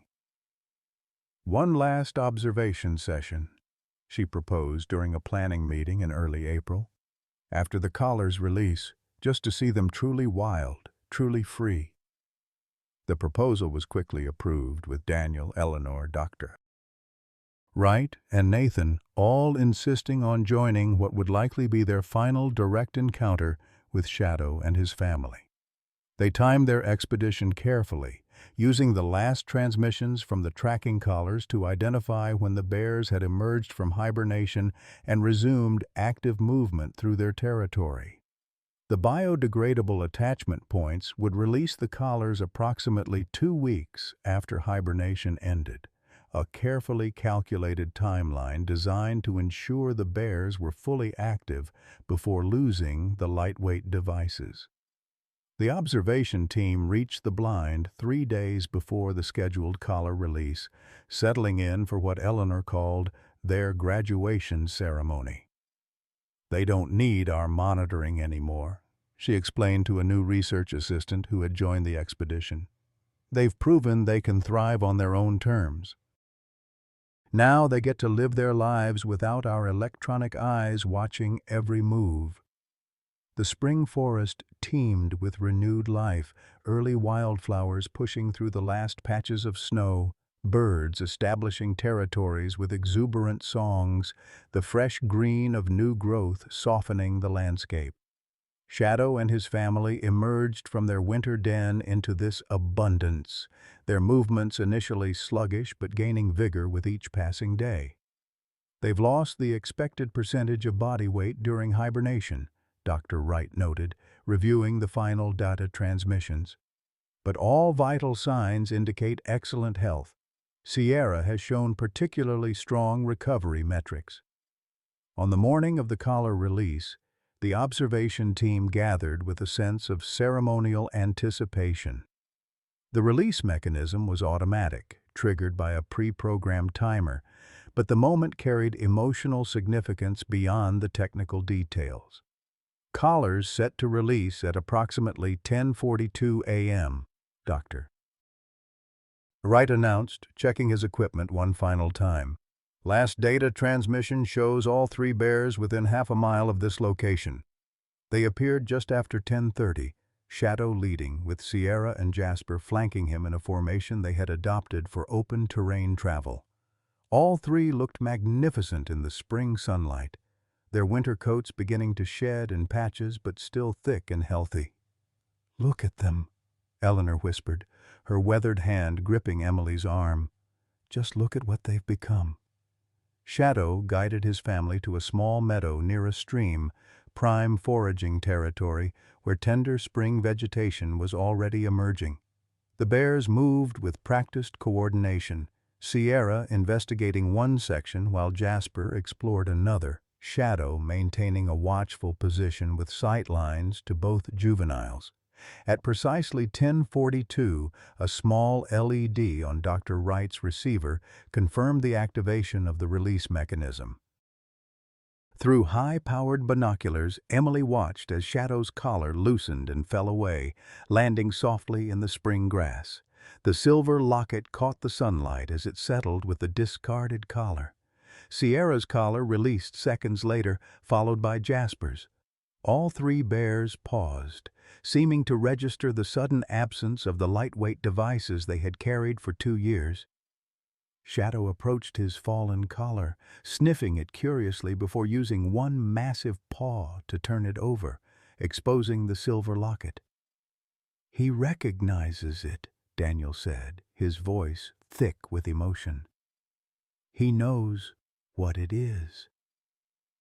With delicate precision that belied his enormous size, Shadow used a single claw to open the locket, revealing the small photograph inside. He studied it for a long moment, then made a soft vocalization that brought Sierra and Jasper to his side. The three bears gathered around the open locket, their posture suggesting a moment of shared attention, unlike anything the researchers had documented before. Then Shadow gently closed the locket with his paw and did something none of the observers expected. He picked it up in his mouth, carefully separating it from the collar. "He's taking it with him," Eleanor whispered in disbelief. "He's keeping James's picture." Daniel made a sound somewhere between a laugh and a sob, his hand instinctively moving to touch his own locket. "All this time, he understood. He always understood." Shadow waited until Sierra and Jasper had examined and then abandoned their own collars before leading them away from the meadow, the silver locket held carefully in his mouth. The three bears moved with unhurried purpose toward the forest edge, their movements synchronized with a grace born of years together in the wilderness. At the tree line, Shadow paused. He turned to look back toward the observation blind, an action so deliberate it sent shivers through everyone watching. For a long moment the massive bear held his position, dark eyes seeming to meet Daniel's across the distance. Then Shadow made his distinctive chuffing sound around the locket in his mouth, turned, and disappeared into the forest with his family. The observation team remained silent long after the bears had vanished from sight, each processing the moment in their own way. It was Eleanor who finally spoke, her voice soft but carrying the weight of wisdom earned through decades of witnessing both human and animal behavior. "Some stories don't end," she said simply. "They just continue beyond our ability to see them." Daniel nodded, wiping tears from his weathered cheeks without embarrassment. "I came to these mountains looking for vengeance," he said. "Instead, I found forgiveness, found purpose, found a way to honor my boy that builds something instead of destroying it." Emily looked toward the forest where Shadow had disappeared, knowing that without tracking collars, their future encounters with the bears would be rare and random, if they occurred at all. The data collection phase of their work was complete, but the story Shadow had written across these mountains would continue influencing research, conservation, and hearts for generations to come. "They're truly wild now," she said, "free to be whatever they choose, traditional solitary bears or the family they've created together." "They'll stay together," Eleanor said with quiet certainty. "They've shown us that family isn't just about biology or instinct. It's about choice, about love, about finding your people or your bears and facing the wilderness together." As they gathered their equipment and prepared for the journey back to civilization, Emily found herself filled with a sense of completion unlike anything she had experienced in her professional life. Shadow and his unlikely family had defied every expectation, rewritten scientific understanding, and in the process healed wounds that had seemed beyond repair. The silver locket would travel with Shadow now, a small token of connection between species, between past and future, between loss and redemption. James Harris's smiling face would journey through the wilderness with the great bear who had, against all odds, become part of his story and his legacy. Outside the observation blind, spring sunlight filtered through new leaves, creating dappled patterns across the forest floor. Somewhere beyond human sight, three bears moved together through their mountain home, Shadow guiding, protecting, teaching, Sierra and Jasper learning, growing, thriving. A family bound not by conventional nature, but by something deeper, something that transcended biological imperatives and scientific classifications, something that reminded all who witnessed their story that even in the wildest places, even in the most broken hearts, healing was possible, love was possible, and sometimes that made all the difference. Dear friends, as we journey through life's autumn years, Shadow's story reminds us it's never too late for second chances. Like Daniel Harris, many of us carry wounds from the past, loss of loved ones, regrets, paths not taken, but Shadow shows us that healing comes from unexpected places, often when we've given up hope. This remarkable bear chose love over instinct, protection over self-preservation, and in doing so, created a family beyond biology's boundaries. What a powerful message for us. Our silver-haired season can be our most meaningful, where wisdom gained through heartache becomes the foundation for profound connection. Perhaps you've lost someone dear, like Daniel lost his son, but found purpose in honoring their memory by creating rather than destroying. Maybe, like Eleanor, you've discovered that age brings not limitation, but a deeper understanding of what truly matters: love, forgiveness, and the family we choose. Shadow carried James's locket into the wilderness as a symbol of healing beyond words. What weight are you carrying that could become your own symbol of redemption? How has an unexpected connection helped you heal from past wounds? Share your story below. We're never too old to learn from each other's journeys through grief to grace.